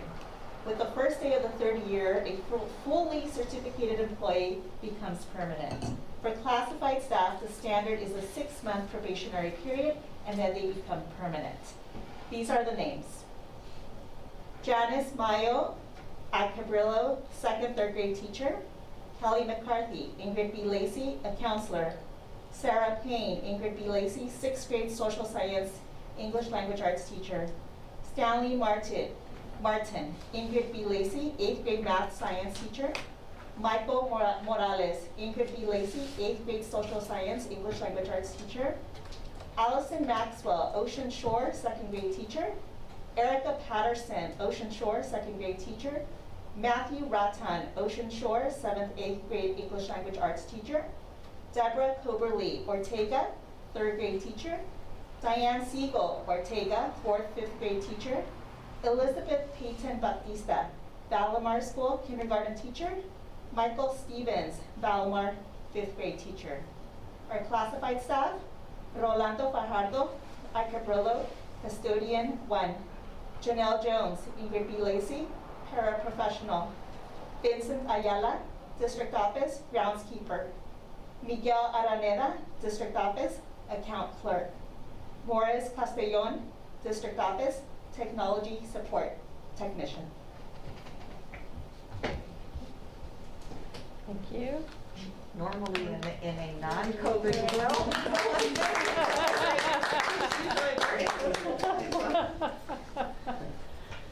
Okay, do we need to go back to the? Yes, we absolutely will. So. Congratulations, everybody. Congratulations. Miss Arai, we are going to pull you up and allow you to talk. Sorry about that. There you go. Hi there. So I feel kind of silly now talking about iReady, but just because, no, that's not a huge deal. Just because I think I was a little emotional during the presentation. I had something prepared, but actually I just learned so much just from this presentation. And I'll be honest with you, board members and everyone here, it's just, I'm just shocked because some of this stuff, I mean, I think I as a teacher would have known some of the information. So I was prepared to pretty much stay focused on, I understand why we got the iReady, and I actually do like the data and how easy it is to group students and so forth. And I also know that this is a way for us to show, it's part of like the learning loss mitigation money that we received, right? So we're showing support for, just what we're doing in the classroom and such. It's just really hard just because my heart was beating through it. So none of it was presented. I think they touched a little bit, but yes, there was a rush of stress of getting these Chromebooks to these students the first 2 weeks of school. And let's go, give a test. Come on, kiddos, come on, second graders, kindergarten, first graders, third graders, let's give you a test. Sorry, you're not gonna know most of these answers. It's gonna be okay, just do your best, just do your best. It was so stressful. And I felt like all the work that I had put through my own personal SEL curriculum just went down the drain because of how quickly and stressful this test was. Okay, so then we did the test and it's over, we're fine. The kids they'll recover. Then we see the results and it's like, okay, this is not too surprising. We kind of already had our groupings. And then, so we did the training, we're doing the next steps. We're like, great, next steps. This is what we can do. And I even went to the office hours and spoke with iReady and we just don't have the next steps within the iReady diagnostic tool. We just have the diagnostic tool. So it's kind of frustrating that we teachers are having to do the next steps, which really means we need to be curriculum coordinators right now and create this. And a lot of the areas are, yes, math, and then most of our RSP and our intervention programs are focused on reading. There's not much of a focus on math. So when our students are really low in math, like there's really not much of a support system. And let's talk about the language arts. So if there's like some points of it, let's say suffixes and prefixes and so forth. In our current program that we have, the Readers and Writers Workshop, it's not helping in these areas. And we don't have a phonics program. We don't have a grammars program. So we are buying these, or we're asking our PTOs to help us, or we're looking at old curriculum that we've had before. But if I was a brand new teacher, you're on your own, or you're at the mercy of getting the help from other teachers or that are lending a hand. So there's a lot more too. Like also like those in the red, SSTs for those in the red, like this is new to me. Like I didn't know any of this. What else came up? Family engagement, yes, but are the families receiving this information? Like I'm a parent. I don't really know my kids' level right now. I just got hit their CAS scores. And then what else I was gonna say, I have middle schoolers. There's the thing, the next 2 years. Can we please not forget about our middle schoolers? Because I feel like during the pandemic, we did a lot of forgetting them. So supporting them is just because they're 7th or 8th grade and they're on their way out. Can you just also academically not forget about them? And a lot of the board members, you also touched on like the specialized tutoring, like we want it too. Okay, I'm done. My time is up, sorry. Thank you. Sorry, I put you out of place. I missed that one. Sorry. Okay, item G for class size, John Bartfield. I think that this item is on our agenda tonight from our last meeting, piggybacking on one of Carla's agenda items. And Trustee Patel had requested specific information about class size numbers. So we have that here prepared for for you as an attachment. So you That's can not gonna be that helpful unless you're looking at it online. do you have? Oh, I'm sorry, I'm sharing my screen. Hang on one second. Yeah, it's The really, attachment's there. it's really small font, so I don't know if you're gonna be able to see it very well on a screen. But Yeah, you're not gonna be able to see it on the screen. I have a printed copy of Okay. Maybe they can pass it down. I have it on the screen. It's on hers. I'm okay. I think I can, if I can, feel free to read over my shoulder. In general, I think, I noticed that other school districts are, up anywhere between 8 and 10% lower than they have been in the past. And so we were about 8% lower, in our schools that typically have a wait list, things open up and those get filled through students in our own district moving into those spots. And it did leave Sunset Ridge with more openings than we had expected. One of the things that we did this year was to rearrange a K-1 combination class so that we did not have a combination class and put the students in a few other classes. And that transition just happened last week. But you will see that in some places our class sizes are at the 24 for the TK to 3, and other places they're quite a bit lower. We also have 55 students enrolled in our independent study program too, which That actually is a great point, because one of the requirements of the law is that within 5 days, you have to be able to place those students into a grade level classroom, not necessarily at the school that the parent requests, but it does have to be a grade level class. And those 50, can I ask a question? Go ahead. Sorry, those 55 are in this? They are actually in that, and where they are is, so we've got Cabrillo, then we have IBL, and so this is the Lindemar Educational Center. That is the preschool. And then there's Ocean Shore, Ortega, and then right under Ortega is the Pacifica Independent Study School, which is housed at LMEC. But the teacher one is a job share between 2 teachers that is actually a little bit more than 1.0 FTE, and we actually staffed that a little bit higher because we were unclear on how many people would choose that, and also as the pandemic was rolling out, how many people would leave in-person learning to go into independent study.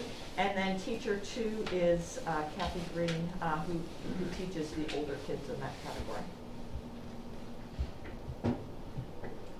Then we have Sunset Ridge, and that intervention teacher was a classroom teacher, and that's where that adjustment was made in the enrollment. And then right underneath that is Valimar. Thank you. Okay. Any other questions regarding class size? Laverne? I was just wondering if you could explain Ocean Shore, grade 4, grade 5, 7, and 8. So Ocean Shore's model is that they have 3, 4, 5s. It does, so if you think about in an ideal world, it would be about 15 4th graders and 15 5th graders, and that each year the 4th graders would have the same teacher as the 5th grade, the same homeroom teacher as the 5th grade. They do share students so that they do specialize in subject areas, so then that's typically about 45 students.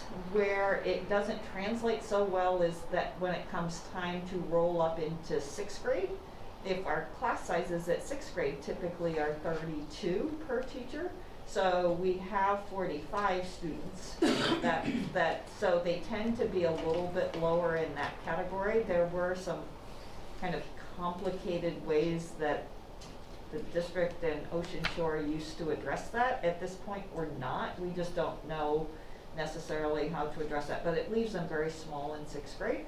And then if you look at the other schools that do 6th, 7th, and 8th, it's 2 6th grades, 2 7th grades, 2 8th grades, and that they share and rotate students. But just because of the small nature of Ocean Shore School, it structurally doesn't work in that way. Did that answer your question? Kind of. I just, when you look at the numbers though, it just looks different from the rest of the schools. So if you're a parent who's watching the presentation, you might wonder why Ocean Shore has a 4th grade class that has 12 students, whereas, let's find another 4th grade. Cabrillo would have 26. And so I think there needs to be more of an explanation that everybody can understand. And also it would have been helpful on this report to know if there were any special classes, special day class at Ortega or Sunset Ridge, or just so you could understand the numbers a little more. They're included. Are they? Yes. Okay. They are included but not highlighted. Yeah, So like if there was a little Right. Okay. asterisk, just so we could understand that. Yeah. The 4th and 5th grade, they're a combination class. So a teacher has both 4th and 5th graders in their class. So you have 12 and 17. That's their whole class. So there's not a teacher that just has 12 students. They have the combination 4 or 5. They're 4 or 5 combination. You know what I mean when they're in the same class? Yeah. Combination class. Well, then maybe that should also be on here so that, the normal person or who's watching would know that. Okay. Any other questions? All right, thank you. That was informational only. Thank you so much. Item H, approval of draft governance calendar. Dr. Olson. Okay, so this we have made some nice color copies for our audience, but this is also attached. And this is something that actually was in motion pre-pandemic. Kelly, both Suzanne and Kelly have helped us get going on this. One of the things that I know is that this is not yet perfect, but I think we should get started on it and then make improvements on it as we go along. What it will be is kind of upcoming reports, the required state and federal requirements. So if we go over to the November tab, in closed session, we will meet and I will share a written evaluation for me so that you can prepare for my evaluation. We may have actually already addressed the CSBA delegate nominations. Last year at this time, I did an organizational chart. I think it may be helpful just to do that because we have a new trustee and we have some new members, so I'll just present that. In an ideal world, we would bring those SIPSs to you, not necessarily for approval in November, but just for information and then have approval in December. And we think that our schools are well poised for doing that process. What we worry about is that our principals who've been so very busy may not have had time to meet with their school site councils. So we will touch base with them this week to see if that's something we can accomplish in December or in November. If not, we can do it in early December because they're doing the work. That's the great news is with iReady and family engagement, that work's already being done. I noticed Dr. Tuploff used to give regular departmental updates, and so because everything was an emergency during the pandemic, we moved away from that. But at your request was the school climate update, both mental health and discipline. So we'll be prepared to present that next time. Josephine will be prepared to talk about the first interim at the next board meeting, and she has a imposed deadline to do that, and we know she has to do that in August.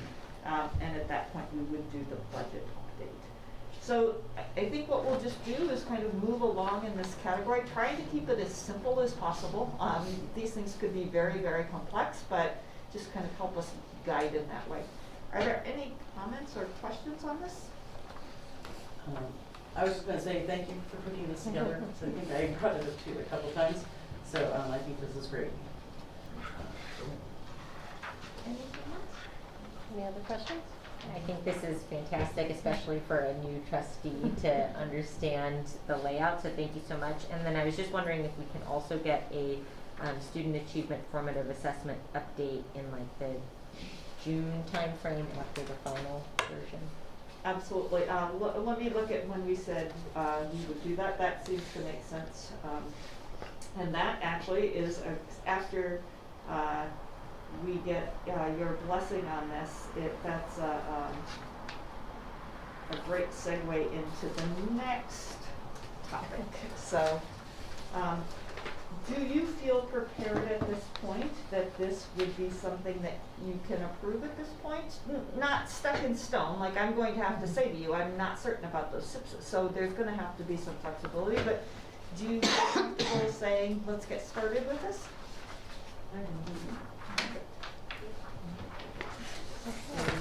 Do we have a motion to approve the 2022 board meeting calendar?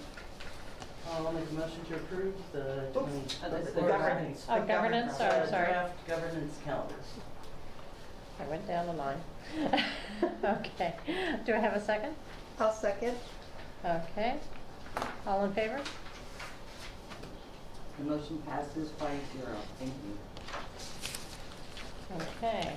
Item I, approval of the 2022 board meeting calendar. Okay, so this is one of them that we don't have to make this decision right now. Let me get my screen shared. This is something typically we do in December when we have the reorganization meeting. It is truly my hope that we're not changing any trustees between now and then. And so if you felt comfortable with that, we could move forward. And I do want to just call out a few things. Well, I don't know if you can pull that up on the other screen. I've got it right here, but let me make it extra big. I think I can share my screen now again.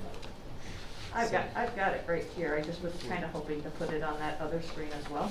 So there are just a few things that I kind of hem and haw with Elizabeth around scheduling the upcoming meetings. But we found ourselves last year in June to all go to those graduations and then come back and try to do a board meeting amongst some of our most important information that we do around the LCAP and other things. And so one of the things I'm going to recommend is that in May, so typically our board meetings are every 3 weeks, and so I'm going to recommend we get out of that cycle just a bit in June, so that in May 18th we have a board meeting, and then 2 weeks later on June 1st we would do the LCAP public hearing, and then on June 15th we would do the LCAP approval. And it seems a little bit tight, but number one, time is tight, but the other piece is that when we get suggestions for feedback or other kinds of things, we can incorporate that and turn that around. So I would just ask if we could go off that 2 week cycle, which means if we go with the June 15th meeting, then our July meeting would be 5 weeks away. We would schedule that, but remember last year we canceled that meeting in June, so it's probably likely that we wouldn't, if all things go well in the district and we don't need to have a July meeting, we just would cancel that July meeting. So, and I scheduled, just kind of vaguely scheduled the special education. So we're going to get started on a School Services of California study on our special education program. I expect that it would be mostly completed and that we would be able to do a work study around that, the outcomes of that. So February 16th, it may not be done. Again, it's one of those things where we probably need a little bit of flexibility. And then we always like to do the LCAP and the budget in a work study so that it can be slightly more casual with some more questions and discussion amongst the board. Do you have any questions about that, or would you feel comfortable approving that at this time, or? I have a question. Do you guys remember what the last day of school is? It is, I believe it's the 9th or the 10th. Ninth. Okay. Right. So we finish school and then we come back for LCAP approval. Okay, that's it. Thank you. And so that's where the June presentation that you asked for was. It seems like that would make sense. Any other questions on that? I feel so early doing this. Okay, do we have a motion to approve the 2020 board meeting calendar? 2022. I'll make a motion to approve the board meeting calendar. Okay, do we have a second? I'll second. Okay, all in favor? Motion passes 5-0. Thank you.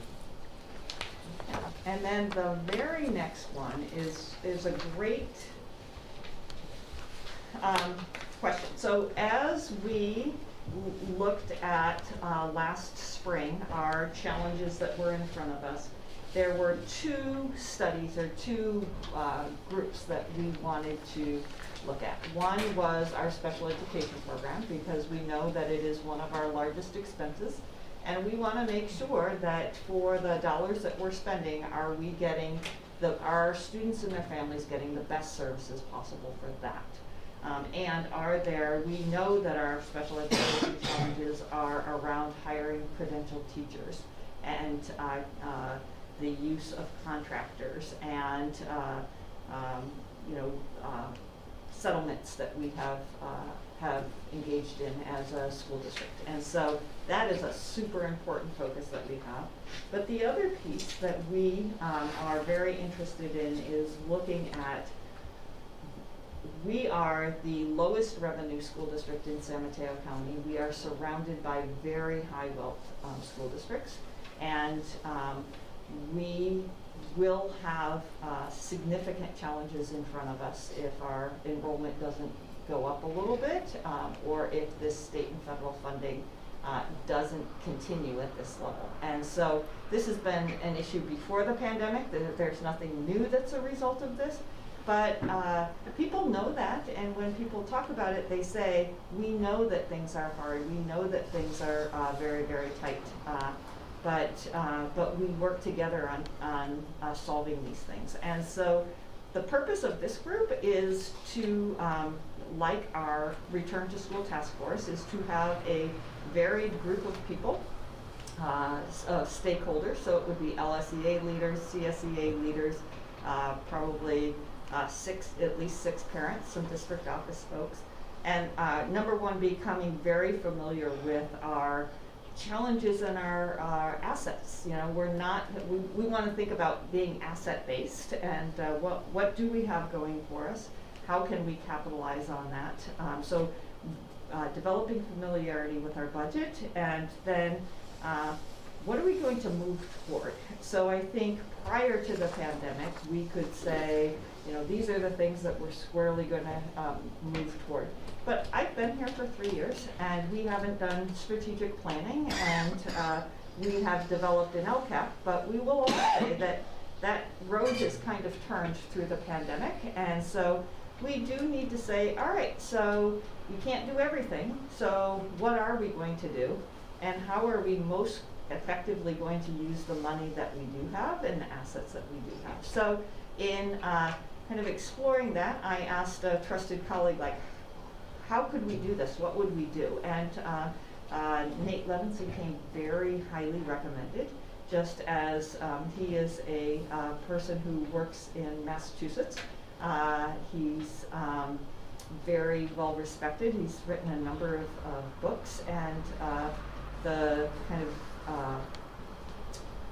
feedback that we received is very good at bringing a group to consensus. And so in my 2 meetings that I've had with him, what I appreciated about him is that when I went into this, I thought, okay, I want to bring this group together so that we can make recommendations around what we're going to fund and what we're going to cut.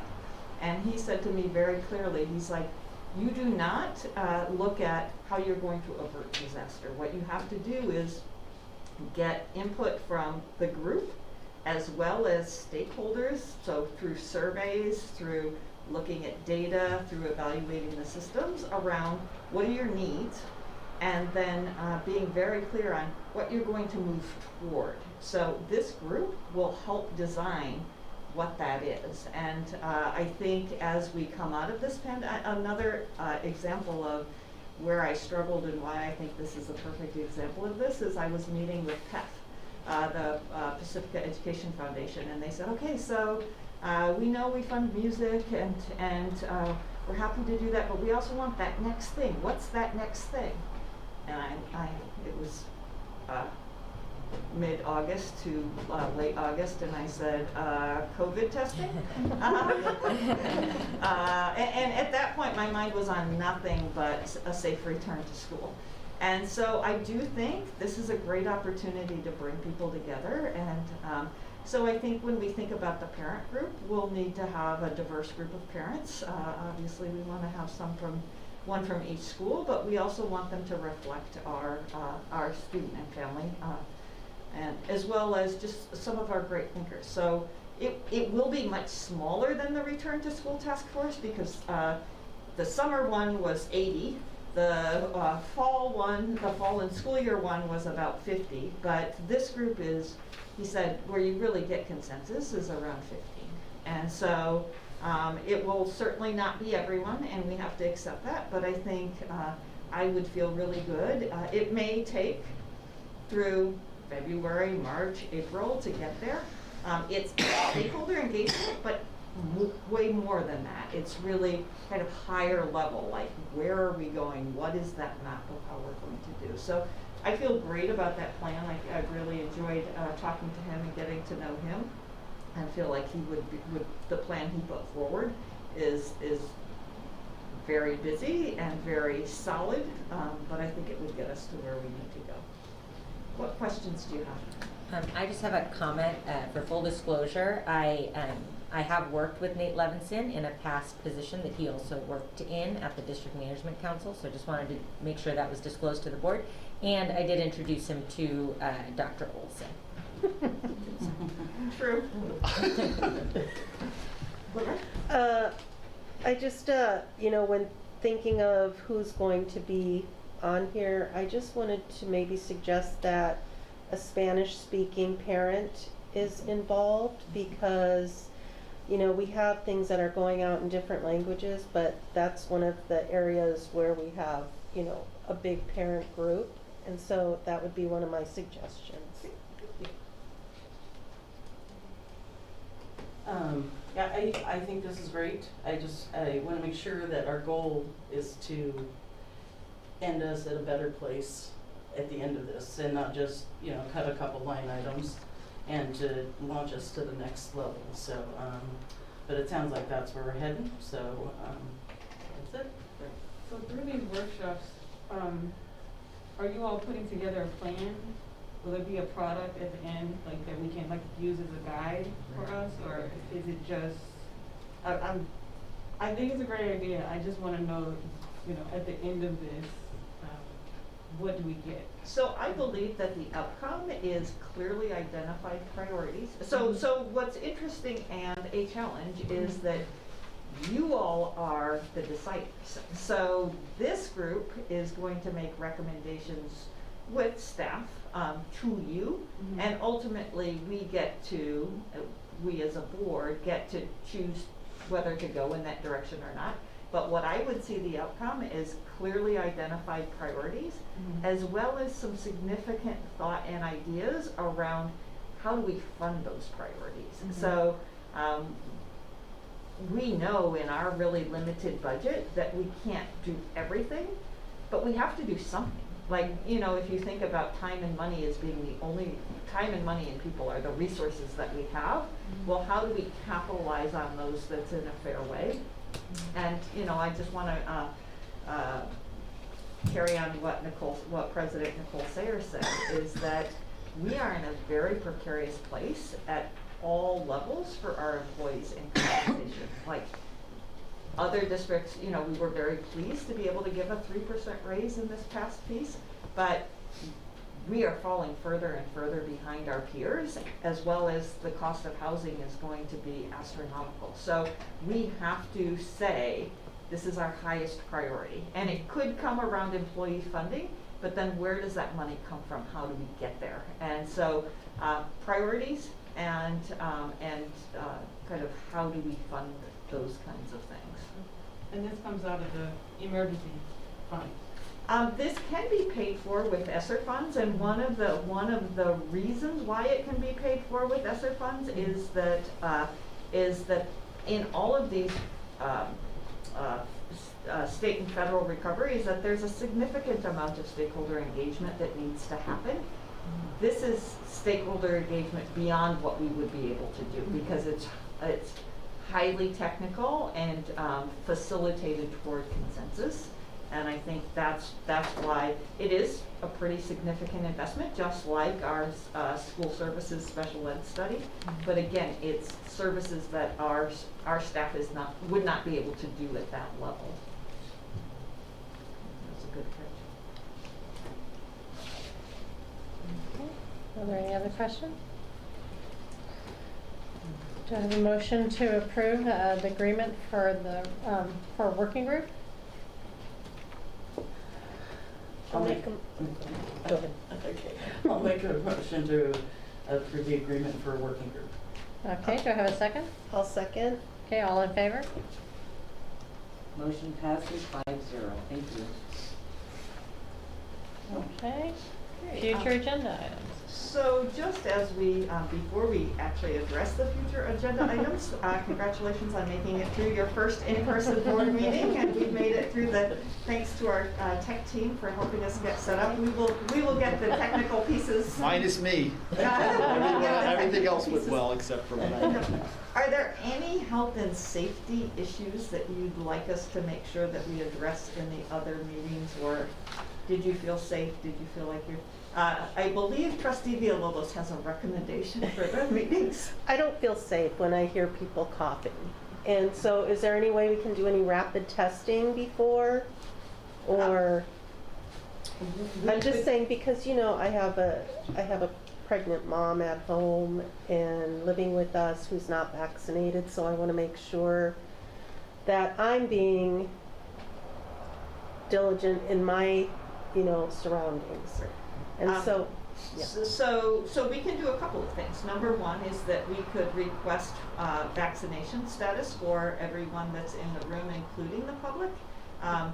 Typically, we wouldn't necessarily test all of the people that are a part of that. Like, vaccinated folks are most likely unlikely, but we will have the capacity to do that.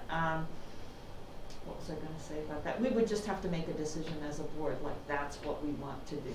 And so the other thing is the option of how do board members stay virtual while the other ones are, in person. And that's absolutely allowed, just like Trustee Levin used to do as he traveled for business, is we do have to go to the old Brown Act way of doing that, which means that we would have to put your address on the agenda. And here's the kind of more challenging part, is that if anyone should want to attend at your address, you would have to allow them. And I don't know that that necessarily meets your goal of safety.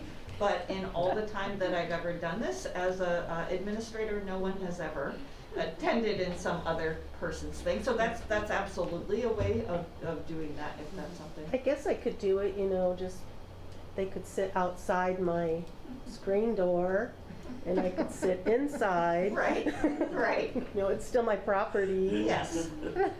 I think it's highly unlikely that that's the case. So the one thing so I don't want us to deliberate about whether we test or not. I'll take that and kind of move forward on that. We do actually have the capacity to do that, and the other part is just asking for people's vaccination status. I was just going to add, I got an email from the CSBA that said something around, I didn't read it in depth, so this requires somebody to analyze it, but for the Assembly Bill 361, it allows the Brown Act teleconferencing clarifications to go on, and it was just that the board had to adopt the resolution with subsequent resolutions to enable remote meetings. So I don't know if that supports or is irrelevant. I don't think that really, and we have to be careful again to make sure that we're not in deliberations or moving any products forward, but, and so, I think that city council or city councils may do that, and one of the things is that you have to declare that there's a local emergency,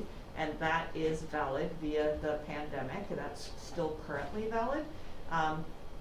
And we also have schools of students that are full with a teacher and a full class, and so I don't know that that's quite where we would want to go, but we're not deliberating that now. So it's just, in that case, it doesn't necessarily apply to us, but in a situation where an individual is feeling like they would want to be home, we would go back to the old Brown Act requirements. And what we have learned from technology and in this, like, look, now we could do this, right? Like, we could set up a monitor that could be one of the trustees that was there, and we found, as long as I don't forget you on the question and answer or other things, I think that we would probably put one of the cabinet members that would just be assigned to paying attention on that end. So thank you for bringing both of those up. And I didn't want to take anybody to take personally, but I'm in a situation living at home right now with, you know, my granddaughter who's going to be here next month. Yeah, and I do appreciate that. That's one of the things with the pandemic is that even when you are not clear, is that we just have to ask and be honest about it. Like that's the whole piece of this. It is going to get colder and colder. Like that's what I was going to bring up. It's going to get cold. I don't know what we can do about that because we have to keep the windows open, and I'm okay with keeping the windows open. Maybe a space heater, something, just because it's already cold.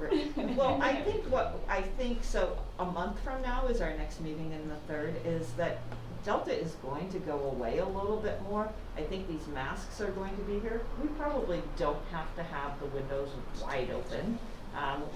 We do have a air cleaner and air purifier right here. We maybe could do a little bit more air purifying and a little bit, you know, all 3 of our windows are wide open. We probably could close those up. We have the door open on that end.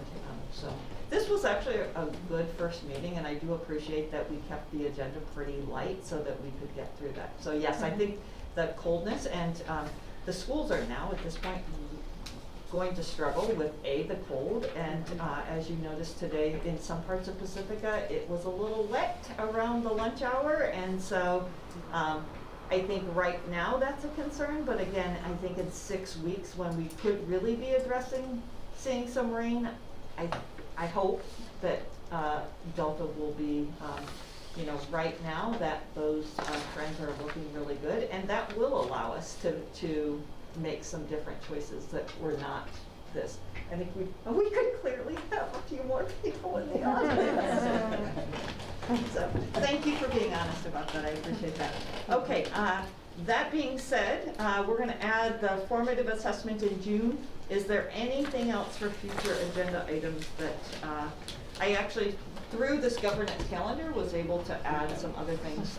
Trustee Burkini? I just want to make sure that when we do our first manual maintenance that the dress code's in that. Okay, sure. And I did just touch base with Trustee Villalobos today, and one of the things that I don't know how we're going to get through 134 and then maybe 135 policies. I think there's a limit to our humanness in terms of how much we can pay attention to those level of details. In my previous district, we never did this as a regular basis, and so we took a whole 6-week period where we did all of the policies. I wouldn't recommend that because Pacifica has mostly kept up on those. But one of the recommendations was like maybe we should just do a work study and kind of pound out 25 at a time, and you know every quarter get 25 done, and so that's double the amount. Typically there's usually 12 to 15. If we doubled that amount, that in 2 years, like we'll just look at it like we're in the yellow section, right? And on the piece is that in 2 years we'll get caught up on that. So, and trying to prioritize the ones that matter a lot, right? The ones that are going to really impact students. So the one concern I had is the volunteers in schools, because you know, as employees, we have to do the trainings. I am Sam, you know, the volunteer who's looking to volunteer at schools, you know, so, and he's a pedophile. And then also, you know, San Mateo County, you know, we're trying to keep the students safe as possible. And I feel like if, you know, we need to have our volunteer procedures, you know, blanket across the district, not just one school that does one thing and another school that does another thing. And I'm not sure what the best way is for that, but I'd like to see the policies on volunteers in schools. And if there's a different policy at a different school, you know, then getting that too, so we can review that. And I think it's, you know, if we're focusing on the safety of our kids in that respect, I think that the board, you know, should have a policy that just goes across, and not just one school doing something just for drivers, and, you know, maybe the PTO's doing something different for after hours. You know, I think it needs to be we need to know. Yep, and so we just have to be really careful that at this point, we're not going in one direction or another. We're just setting that we'd like to review the policy Yes. on volunteers. So we Yes. will put both volunteers and dress code in there. It's actually student dresses, the way that it's, and that's actually a great one to talk about in terms of kids and equity, so I appreciate that. Okay, that being said, is there anything else? Okay. Take it away. The meeting's adjourned at 9:13 p.m.